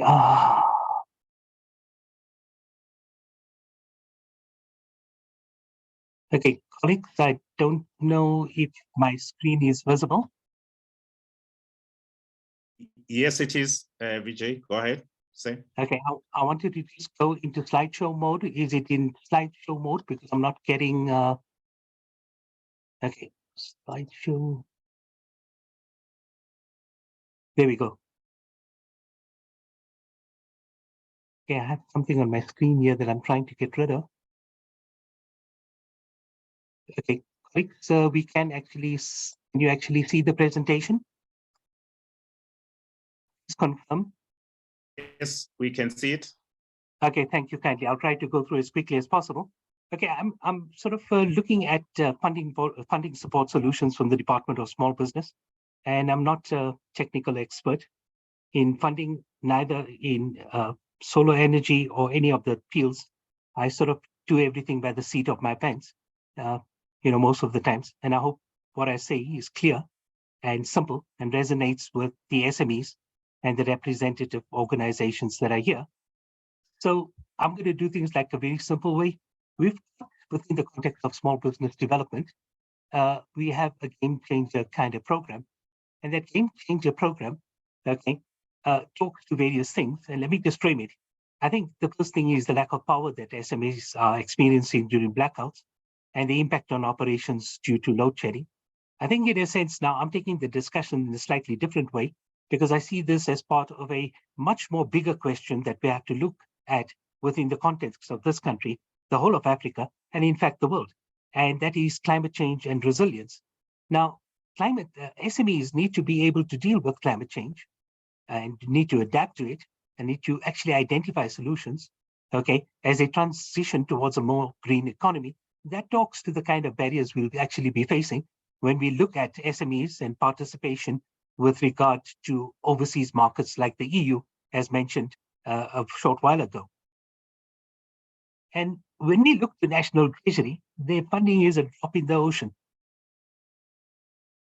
As much as Treasury would like to actually support this even more, I can tell you, okay, that Treasury are holding it together with great skill, but they don't have nowhere near the kind of money we need to address the scale of the problem in this country. And what we need to do is to look at the deep pockets of gold that are available from multilateral donor and development agencies, okay, as well as financing from the EU and various other sort of forums that are trying to encourage Africa to move to a more green economy kind of focus. Now, when you look at all these products, okay, that we're talking about, and we're talking like, 1 million to 2 million or kind of thing, 250,000. So as a Department of Small Business, they sometimes talk to us as the Department of Informal Sector, because everyone else has a stake, or should we say, everyone has accesses to resources that we don't have, okay? And they dabbling in the SME market with varying degrees of success, but the mandate clearly lies with the Department of Small Business Development. It wasn't like 5 years ago, there wasn't, or 10 years ago, there wasn't a Small Business Development Department, but we've got a schizophrenic funding distribution and allocation where small business has to beg departments carrying its budget to try and focus on things which are national priorities. That having been said, okay, I'd like to say that when we look at the thing, we look at it from a value chain approach, and we look at it at the sector of the market that is most prejudiced and most under-resourced. We look at the informal sector, micro enterprises, and then SMEs involved in manufacturing with kind of turnkey solutions that talk to energy production, energy generation, energy usage, but also within the context of the value chain of green, within the green industries value chain.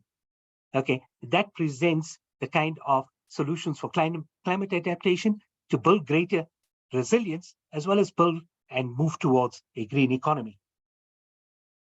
So the thing is this, like we've got various ideas on the mind, and I'll tell you of figures and stuff like this.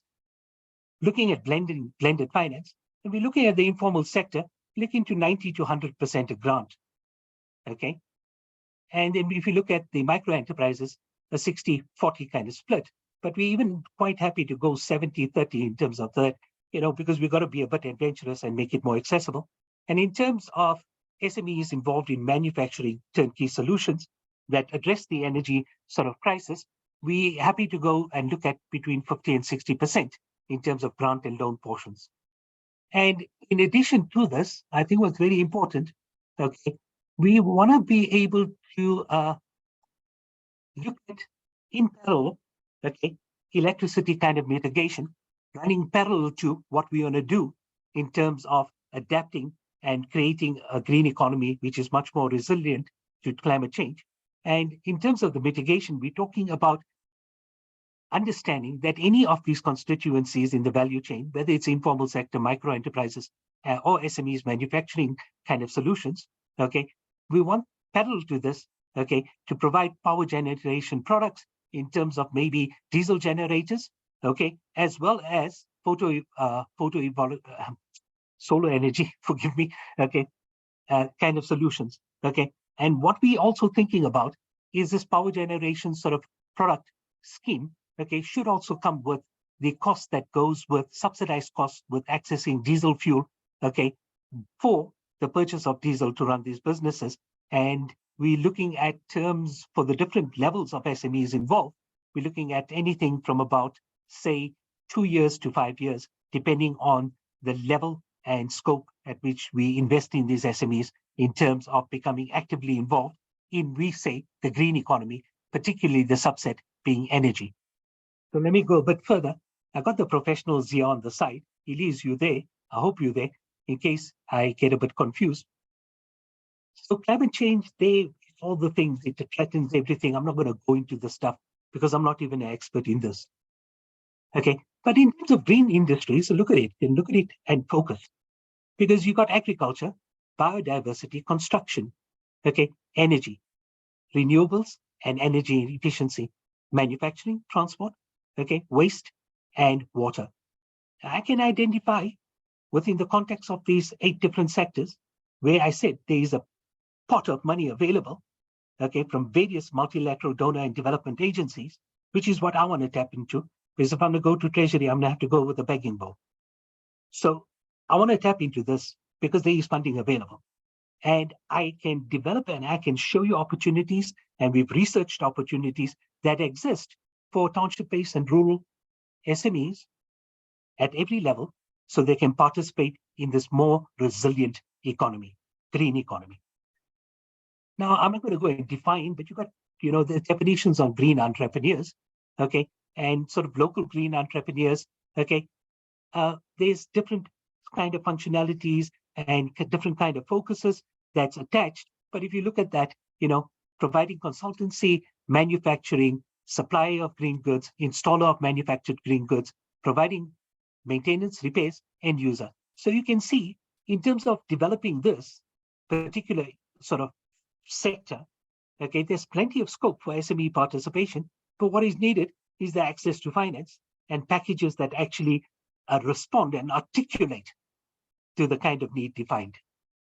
So in a sense, okay, that's just a spread of this, but you can see, okay, the different sectors that can receive this funding, okay, and then I'm just trying to show you there is scope for all at every level of this in these sectors, and I will fill in and tell you what the opportunities are because we're busy working on that.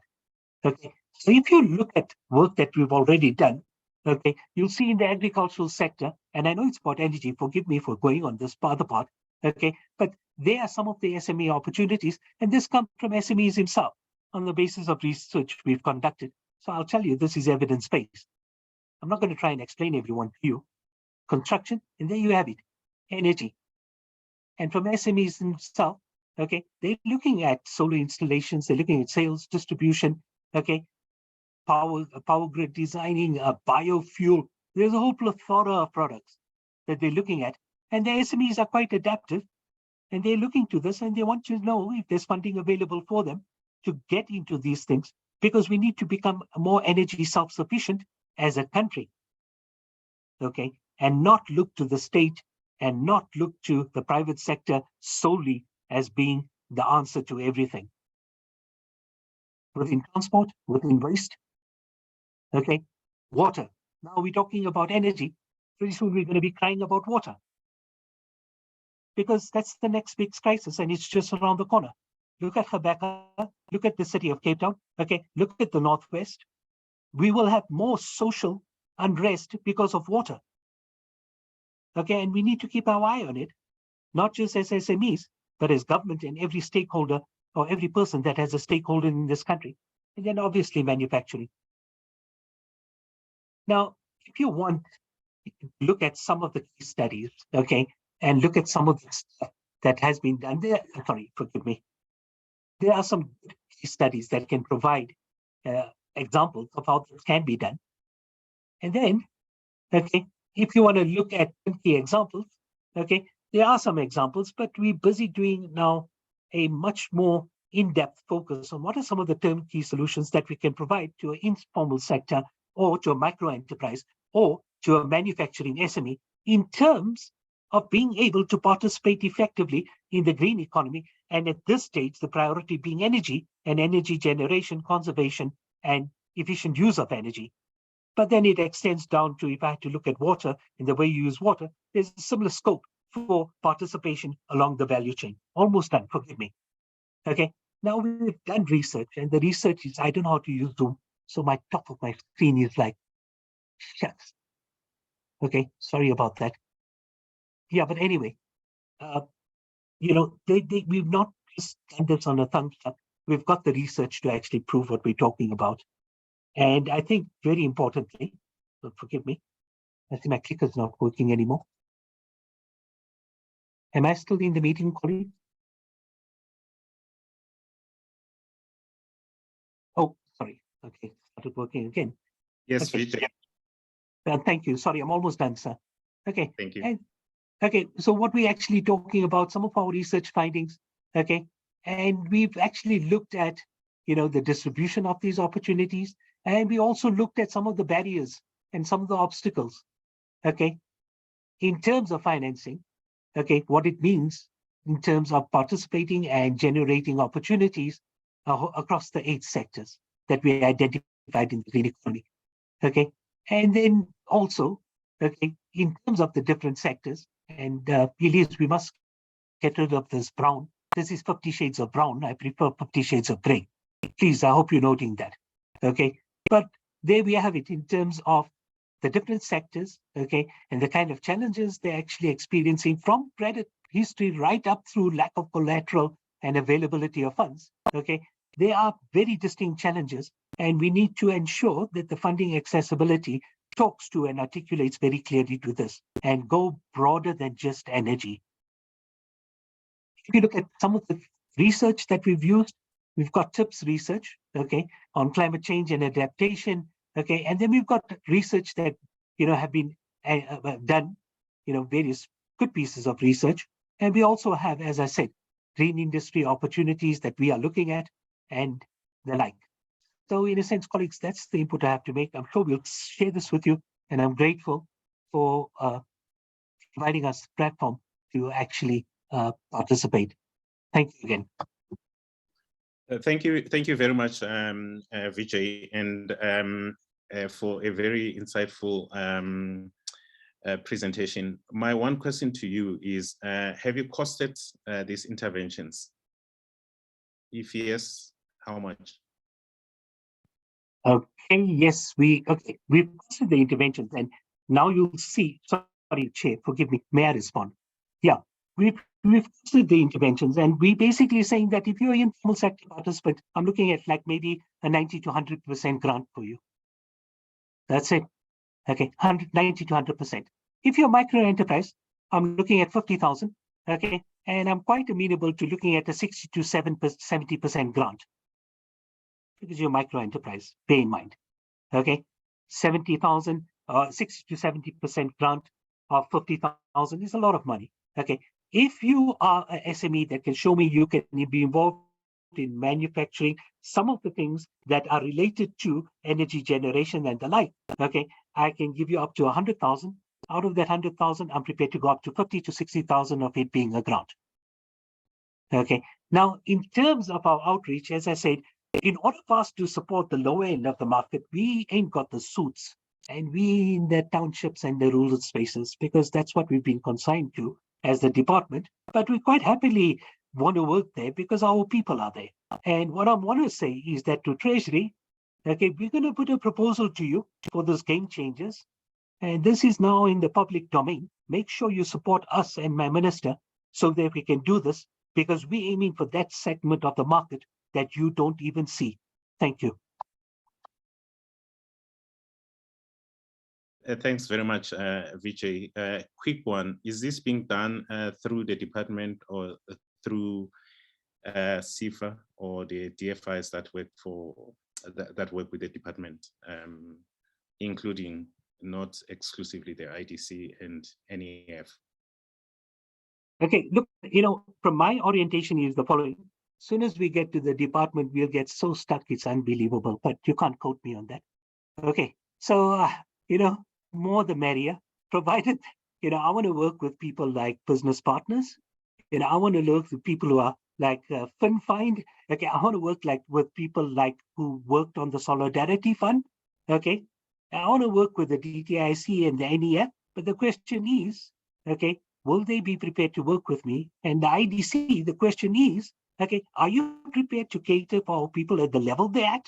Because it's in the 0 to 100,000 rands that our people suffer the most. So yeah, sorry. As I said, I'm very open to working with everyone. Thank you very much, Vijay, and thank you to the panel on energy solutions.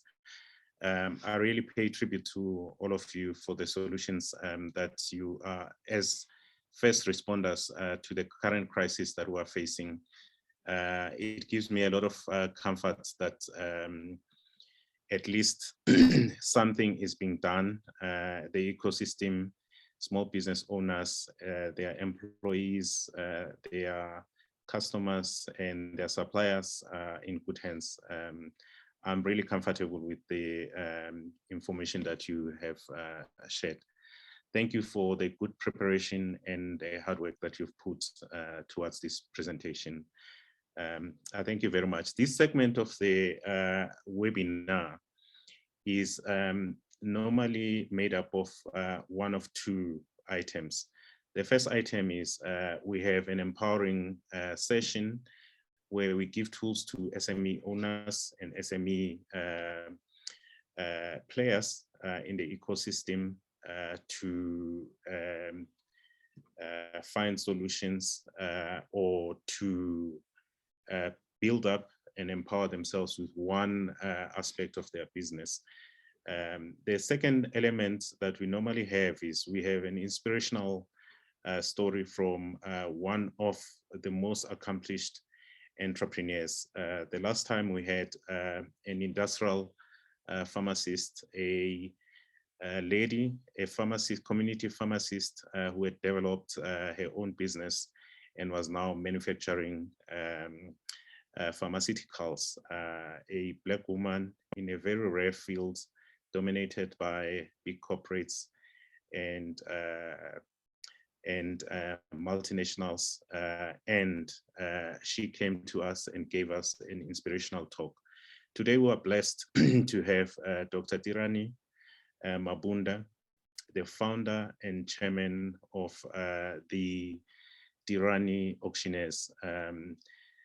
We are very grateful. So I had asked all the speakers to give us a very brief biography about themselves. Unfortunately, in the interest of time, what we have done is we've given you a full-length biography of all the speakers so that we can go through. But we are really grateful to Dr. Mabunda for making time to be with us. He's an academic. I counted the qualifications that he has. He's got 10 qualifications, if I'm not wrong, including a PhD in innovation. So we couldn't have been luckier to have anyone. So he's going to take us through the story of Tirhani Auctioneers. I'm very looking forward to this. Thank you very much, Dr. Mabunda. Over to you, sir. Thanks a lot, John. I think we have a bit of a problem in that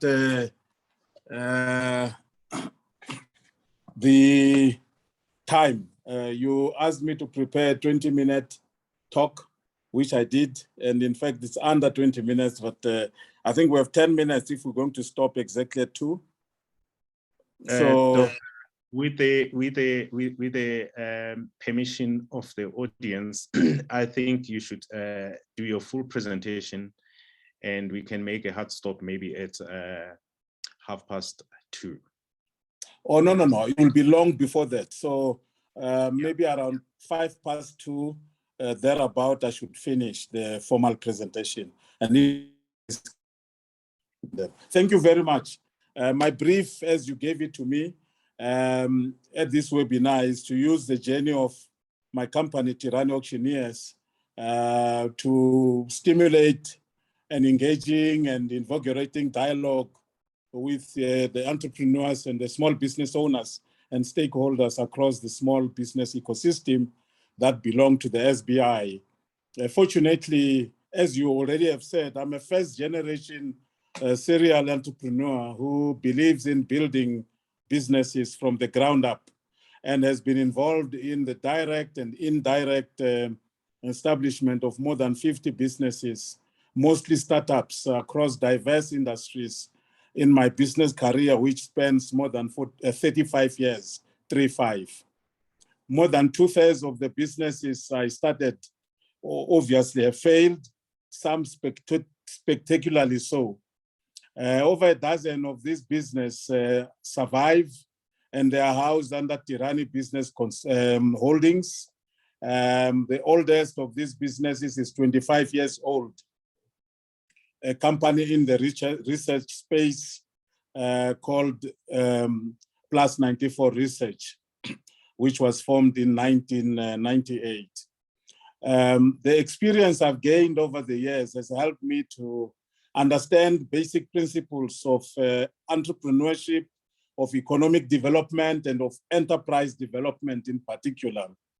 To cap my practical experience in small business, I wrote the thesis in part completion of my PhD, as you mentioned, in small business.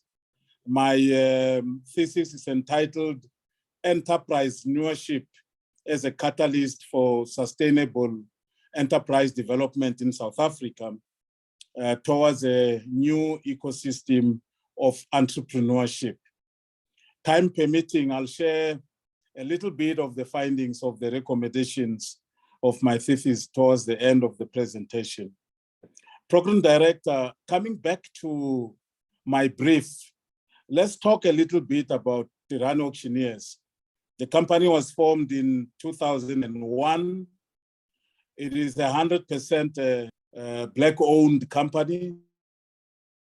Strong B credentials of level 1 contribution. The company has never marketed its services on the strength of its Blackness, but always competed on the basis of merit, competency, innovation, and value add.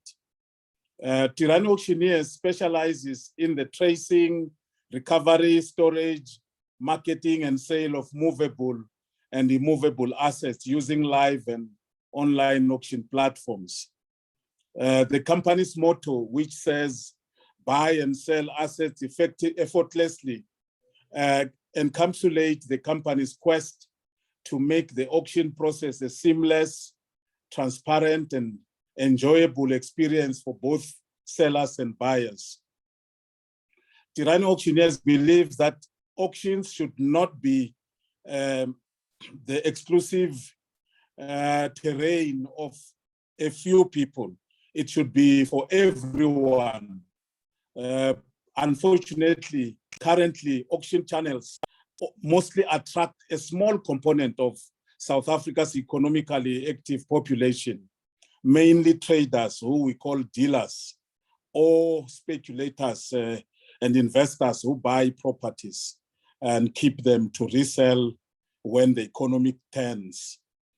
And these are predominantly in the white and Indian communities. there's very little awareness and interest, let alone participation in auctions by most Black consumers.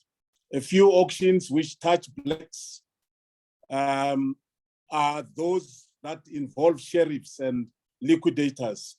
And unfortunately, most of the Black people participate in don't necessarily participate in those auctions. They are victims, so they are just debtors whose assets are being sold. The status quo where most Black consumers are indifferent about auction is very unfortunate, as assets at auctions are usually sold at prices below wholesale, which we call trade. And the trade values, if you compare trade and retail, am I breaking?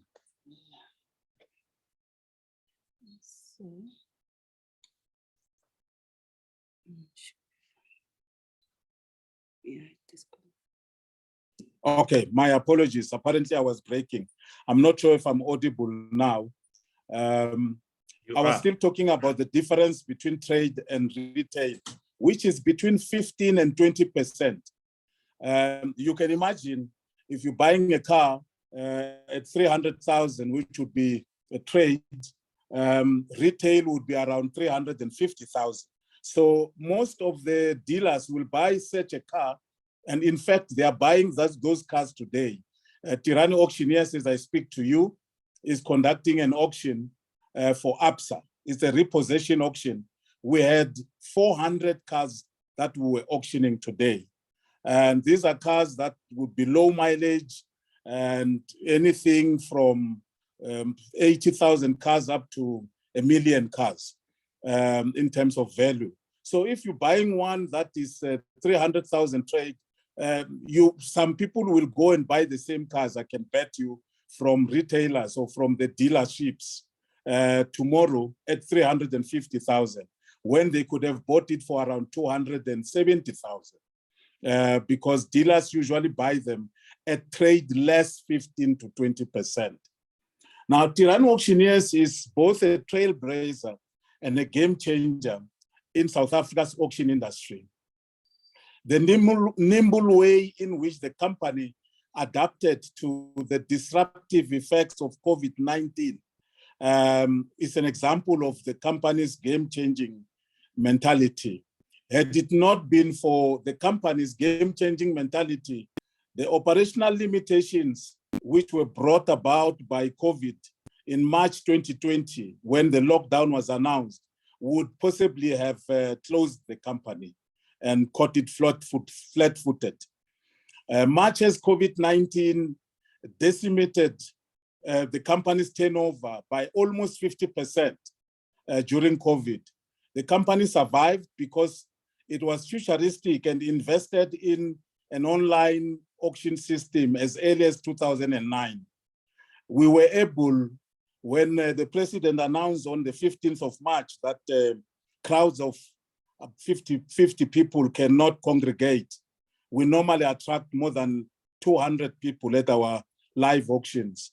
We had to change an auction that was scheduled for the 17th of March, 2 days after the announcement. And we held that auction on the 19th of March, 2 days later, as an online auction instead of a live auction. So that was a very quick adjustment from our side. And it happened only because we had foresight to invest in an online auction system. To underline the devastating effects of COVID-19, the pandemic rendered what we call bid calling, which is chanting, where we sell, we talk fast as auctioneers. Most people will say auctioneers talk fast. That skill was rendered redundant by COVID for thousands of auctioneers across the world. And this is because, and that has not returned, by the way, because most of the clients have not gone back to live auction after COVID. Even the auction I'm telling you today, it's online. That's why I'm able to speak to you while the auction is closing. But ladies and gentlemen, to contextualize the loss of auctioneering skills across the world, I'm sure it has cost auctioneers billions in terms of their livelihood, the money they used to earn. In my personal situation, I had 18 years of bid calling experience by 2019 when COVID hit. And to tell you the honest fact, for some of the big auctions where I was principal auctioneer and the principal bid caller, I would earn up to 300, even more than 300,000 per auction, doing an auction in one day for more than 300 vehicles. Now, I've lost that income. If I didn't have other sources of income, that would have been lights off in a sense.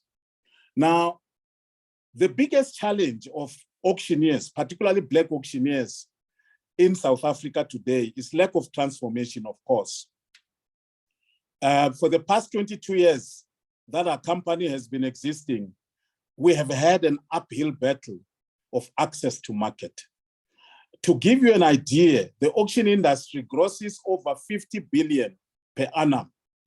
Those are the sales auctioneers make to their clients. And auctioneers earn upwards of 2 billion in fees from the 50 billion that I'm mentioning. Unfortunately, all genuine auction companies combined earn less than 10% of that 2 billion, which would be around 200 million. Auctioneers, to give you an idea of where they source their business mostly from financial institutions, which are the banks, from liquidations, repossessions of both movable and immovable assets. They also source from fleet managers and rental companies. That's your Avis and other companies, Imperial, where they defleet their lease and rental assets. We also source our business from corporates and mines and government when they dispose redundant assets, both movable and immovable. Program director, at the risk of offending some of the atheists in the audience, I like using parables, just like Jesus used parables in his teachings for maximum effect. And I would like now to go to a section of about 2 minutes of my address, where I want to equate the challenges of small businesses in South Africa to the negative effects of malnutrition on a child's developmental potential, which include the ones I'll share with you briefly. And Eunice will share the slides, because this section of this, I want you to just apply your minds as I go through some of the slides I've prepared for you. The first effect of malnutrition on the developmental potential of a child is physical growth. Now, malnourished children often experience stunted growth, which means that they are shorter and lighter for their age compared to well-nourished children. Stunting can have long-term consequences, as it not only affects a child's physical appearance, but also their overall health and susceptibility to diseases. Now, I'd like to pause and allow you to ponder this point, and then imagine what the equivalence of a stunted child's physical growth is for neglected SMEs, which are devoid of support, particularly in the South African context. I'll move to the next one in the sake of time, but I'm sure you have captured that moment. Now, the second one is cognitive development. Malnutrition can impair a child's brain development, leading to cognitive deficits and learning difficulties. Children who are malnourished may have lower IQ scores, reduced attention spans, and difficulties with memory and problem-solving skills. These effects can have long-lasting consequences on their educational attainment and future opportunities. The same way I paused earlier, just ponder that point. And you don't have to answer me today, but you can take it as homework to think about it. The next one is immune system function. Malnutrition weakens the immune system, making children more susceptible to infections and diseases. Frequent illness hamper children's growth and development, leading to cycles of poor health and malnutrition. The same thing, take it as homework. Think about how this could equate to the damage that is caused because of lack of support to SMEs. The last one is emotional and social development. Malnourished children may experience emotional and behavioral issues. They may be more irritable, have difficulty forming relationships, and exhibit poor social skills. These challenges can impact their overall well-being and ability to thrive in their communities. I heard Bulelani earlier talking about the threat to mental health because of some of the challenges that SME owners encounter. I hope that this harsh analogy gives the powers that be a fresh perspective of the devastating effects their ineffectual interventions are causing to SMEs in South Africa. You can surmise from my analogy that yours truly is also a walking wounded. In fact, I doubt if there's any SME owner in South Africa who's not walking wounded, particularly Black ones. Running an SME in South Africa requires a thick skin, I can tell you. I've even coined a quotation that says, I quote, "My spirit is unbreakable, rejection spurs me on," close quotes. I'm sure many of you have made applications for funding and they are rejected, but you still have to carry on. And that is where some of these quotes come from.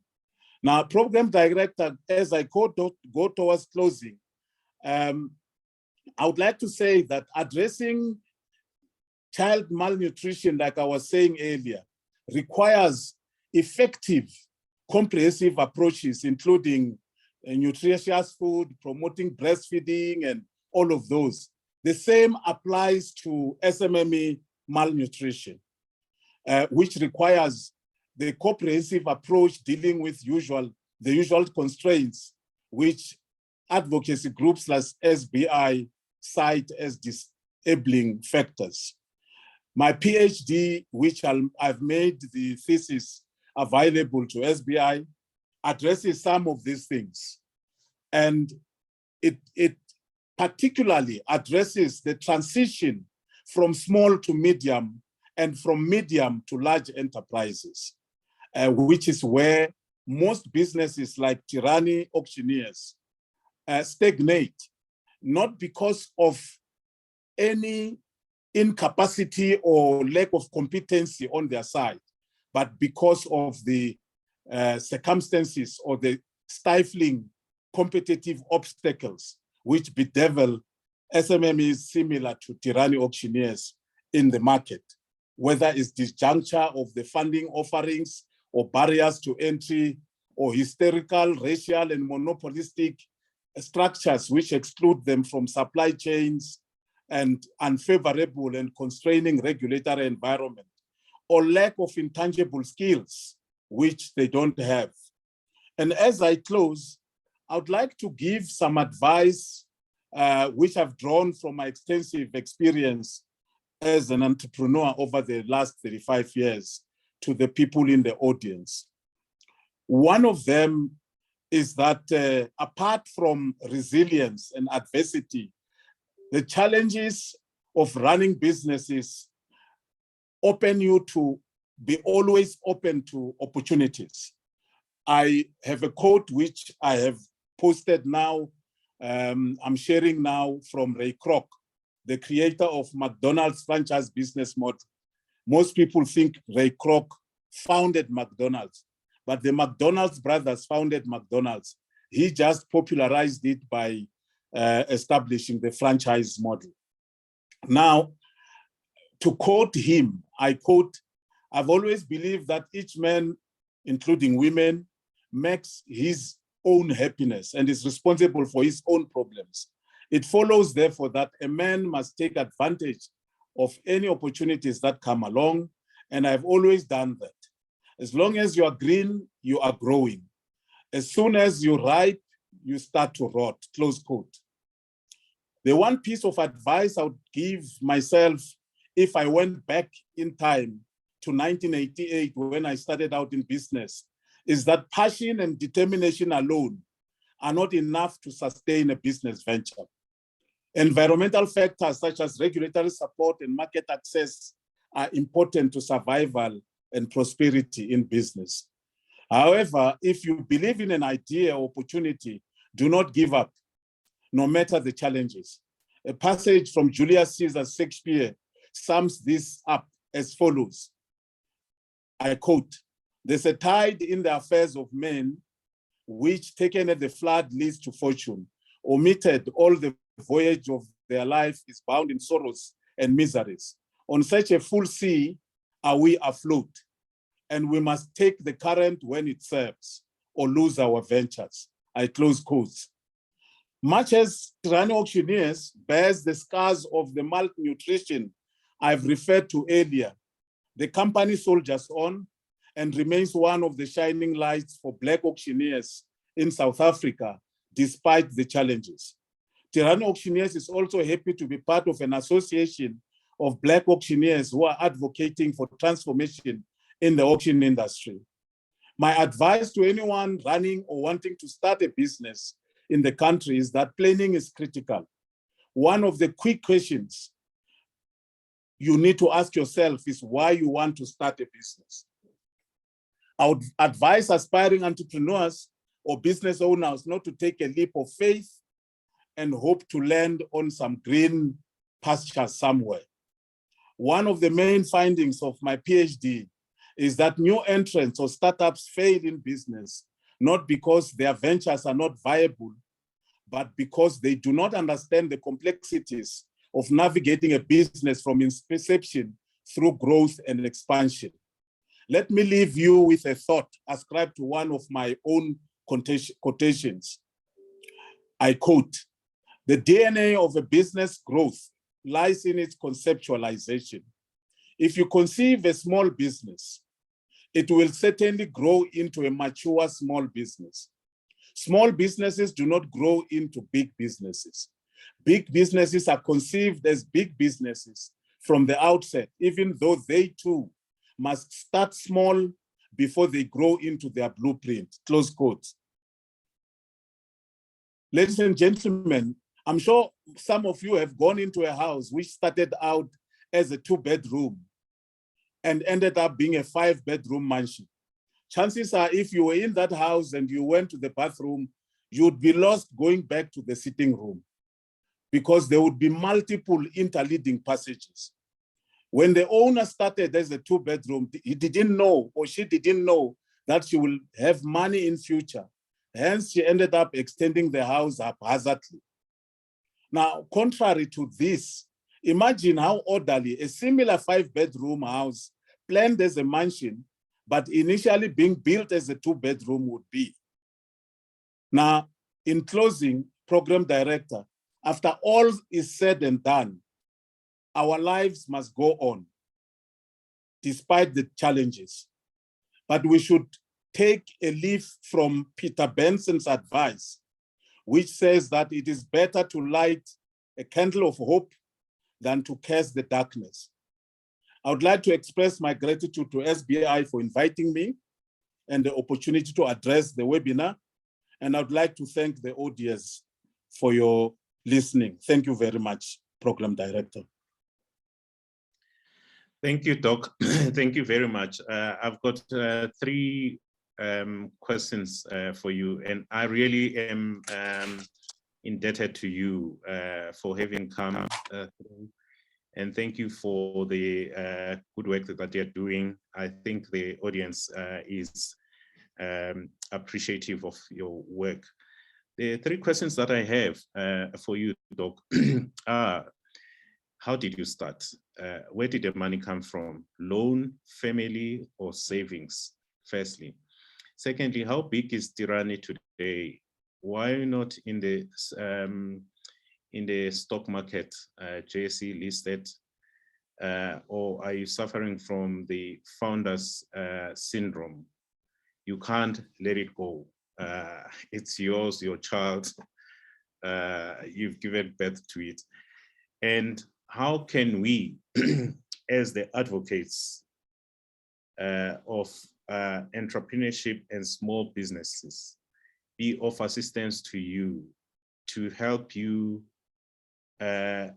crash through the doors that you haven't been able to crash through up until now? Thank you, Dr. No, thank you very much for those questions. Firstly, there was no loan in starting. Fortunately, and this answer will be linked to your last one, how SBI can assist. Fortunately, auctioneering is not a very capital intensive sector. It can be capital intensive when you going into storage, warehousing, because you need big warehouses. For instance, our warehouse in Benoni is 11,000 square meters undercover and about 4,000 of open yard. But you can always sell assets on behalf of clients in their own premises. So that's how we started. We would sell on clients' premises and then grow like that.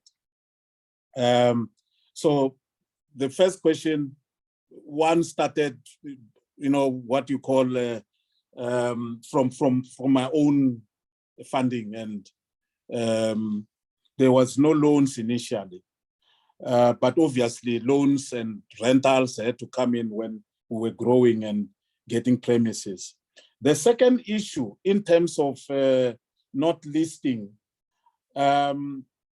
maybe, as I said earlier, you stagnate sometimes and you're not as big as you would want to can go the full way of listing. I don't actually know of any of the South African auction companies that are listed in the stock exchange. There are some that are multinationals who represent multinationals in the country, and those multinationals are themselves listed in London. But I don't suffer from the founder syndrome, because as we speak, you and I'm no longer running the business. It's now second generation. My daughter runs the business. She's the MD now, has been for the past 3 years. Obviously, I still support, and I'm part of the business. I'm a director, but I'm not running it anymore. And most of the businesses that I have under Tirhani Group, I don't run them anymore. They are second generation. About 3 of my children are involved in them. The last one, it's access to market. We will get closer to you so you understand more intimately our business model, our business case. It's just a question of getting more stock. We actually have held back. I'm sure there's a point in my address where I said that it's unfortunate that most Black consumers do not embrace auctions and they are losing out. We sell cars that have as low as 10,000 kilometers on the clock, which you would consider new. And we sell them sometimes at below trade, not at retail. And cars like those for students or anyone would be very valuable to consumers, but they buy the same cars marked up at dealers. But they could have come to auctions, because auctions in South Africa are wholesale, and even consumers are allowed to come and participate, but they don't. But we have held back to advertise auctions aggressively, because as it is, we do about 2 auctions a month on behalf of the banks, and the stocks that we have are not that enough to give us the comfort to go out there and say to people, come and buy cars. Because when we do that, people come and they say, I want to buy a car, and we don't have an auction. The next one is next month. So we just need to have access, and we have a lot of buyers and we have a lot of expertise. All we need is access to the market in terms of stock. Thank you very much, Doc. Would regulation like set-asides help your industry? Well, not your industry, help the Black auctioneers? And if you can, in percentage terms, sort of quantify the participation of Black auctioneers in the market versus the white and / established ones. Thank you. Of course, regulation would go a long way, particularly in the space of liquidations, which are the terrain of the Department of Justice through the masters of the High Court. They are the ones who allocate liquidation work. Now, the problem in that space is that when the creditors sit in their first meeting on a liquidation matter, they appoint the liquidator. And the liquidator in turn appoints the auctioneer. And that's where the model is wrong, because there's a boys' club in a sense. There hasn't been transformation because liquidators by nature will go and appoint the same people they have worked with all the years. And I don't want to say there is a reason for that, but you can imagine what happens with friendships and all of those. Now, if there was to be a panel of auctioneers, for instance, that would increase the participation of Black auctioneers. To give you an idea, for the 50 billion plus minus, which I mentioned, the last time I checked, about 20 billion of that came from liquidations, which are influenced or are originated by the masters of the High Court. So you could transform that industry simply by unlocking that particular channel. Obviously, the rest, the banks, the 5 most big banks would need to also open up a bit. But regulation would help. Now, in terms of the percentage, as I said, auctioneers earn upwards of 2 billion. It's actually a generous number when I say Black auctioneers earn about 200 million of that. It's quite generous. It may even be lower than that. So the participation levels are very low, given 30 years after democracy. And also given that it's not for lack of skills from the auctioneers themselves. It's just that the market is not opening up. So institutions like the Competition Commission could be of help? Of course. We need conversations at those levels. In as much we also need conversations at some of the places that I've mentioned, Department of Justice, the masters of the High Court, and the banks. The Banking Council could be of help because they can, and even the financial services sector charter, they should look closely at who is selling repossessed and liquidated assets for their members. The transport charter, for your corporates like your Ballowells, your Avis, your Imperial, the rental companies, who are they using? The mines, who are they using in terms of their scorecards? So those are the areas where there can be a difference. And what I see is the transformation should not only be on the demand, on the supply side, which is where stock and auctioneers are involved, but also on the demand side. There has to be, and we're working with the services sector, which is the custodian of auctioneers, to say that we need to educate Black consumers about auctions. Because most people think auctions are negative. They're about liquidations and they're about distressed assets, which is not true.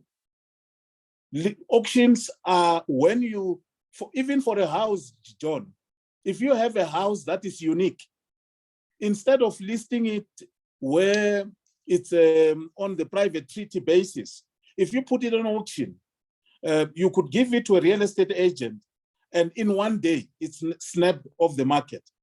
And for a week after that, you have 5 buyers who come and say, is it still in the market? Can you imagine what would have happened if you had put all 6 buyers in one room and said, bid for it? You would even have sold it for more than what you sold it for using private treaty. Yeah. Thanks, Doc. I see Vijay has a question. Vijay, I think you still have hosting rights, so please go ahead, sir. Thank you kindly. And Doc, thank you, sir. You're an inspiration, I have to say that. Okay. I think my question is the following. You talk about this, regulation at the level of Department of Justice. And the solution seems something that can be very, very quickly worked out in terms of how the liquidators are actually appointed, okay, how they're appointed. And you suggested a panel of maybe auctioneers that be responsible for that process. As the Department of Small Business Development, and as well as a person sitting on the Presidential Reference Group, I'd like us to expand this discussion offline so that we can have this elevated at the highest level, because this is a quick win for the country if we can get more of our people into the space. Thank you kindly, sir. Oh, thank you very much. Eunice, please make sure that we get Vijay's contact details, and we also share them with Nobantu, the chairperson of the Auction Association, and we facilitate a meeting. We also, Vijay, just because you raised it, we also made attempts in the past to use Section 82 of the Consumer Protection Act to create a code for the auction industry, which would have involved the broader community or stakeholders in that space.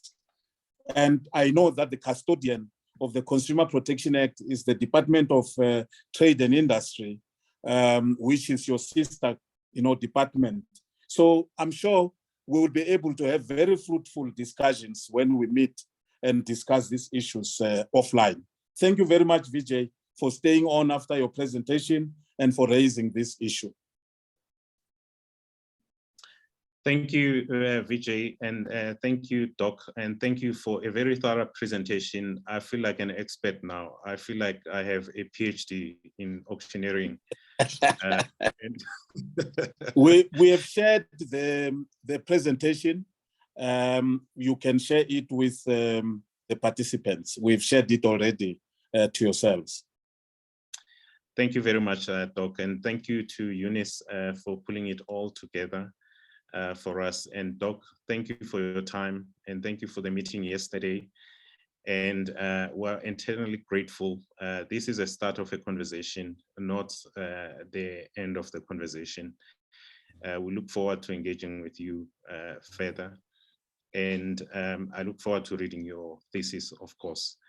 To the audience, thank you very much for making time to participate. And to the speakers, thank you very much for all the preparations and the hard work in getting us to come to this point. Thank you, Leandre Kinen, for getting this over the line. As I indicated earlier to the audience, that we have a research output that is being finalized right now and will be shared in a physical indaba during the course of next month. This is looking into the impact of municipal dysfunction. You would have seen the report of the Auditor General painting a very bleak picture about the state of the municipal finances in the past 2 weeks. So we're looking into the impact on small businesses and how this could be ameliorated, the adverse impact. I thank you very much for your time and kind attention. Thank you. We come to the end of the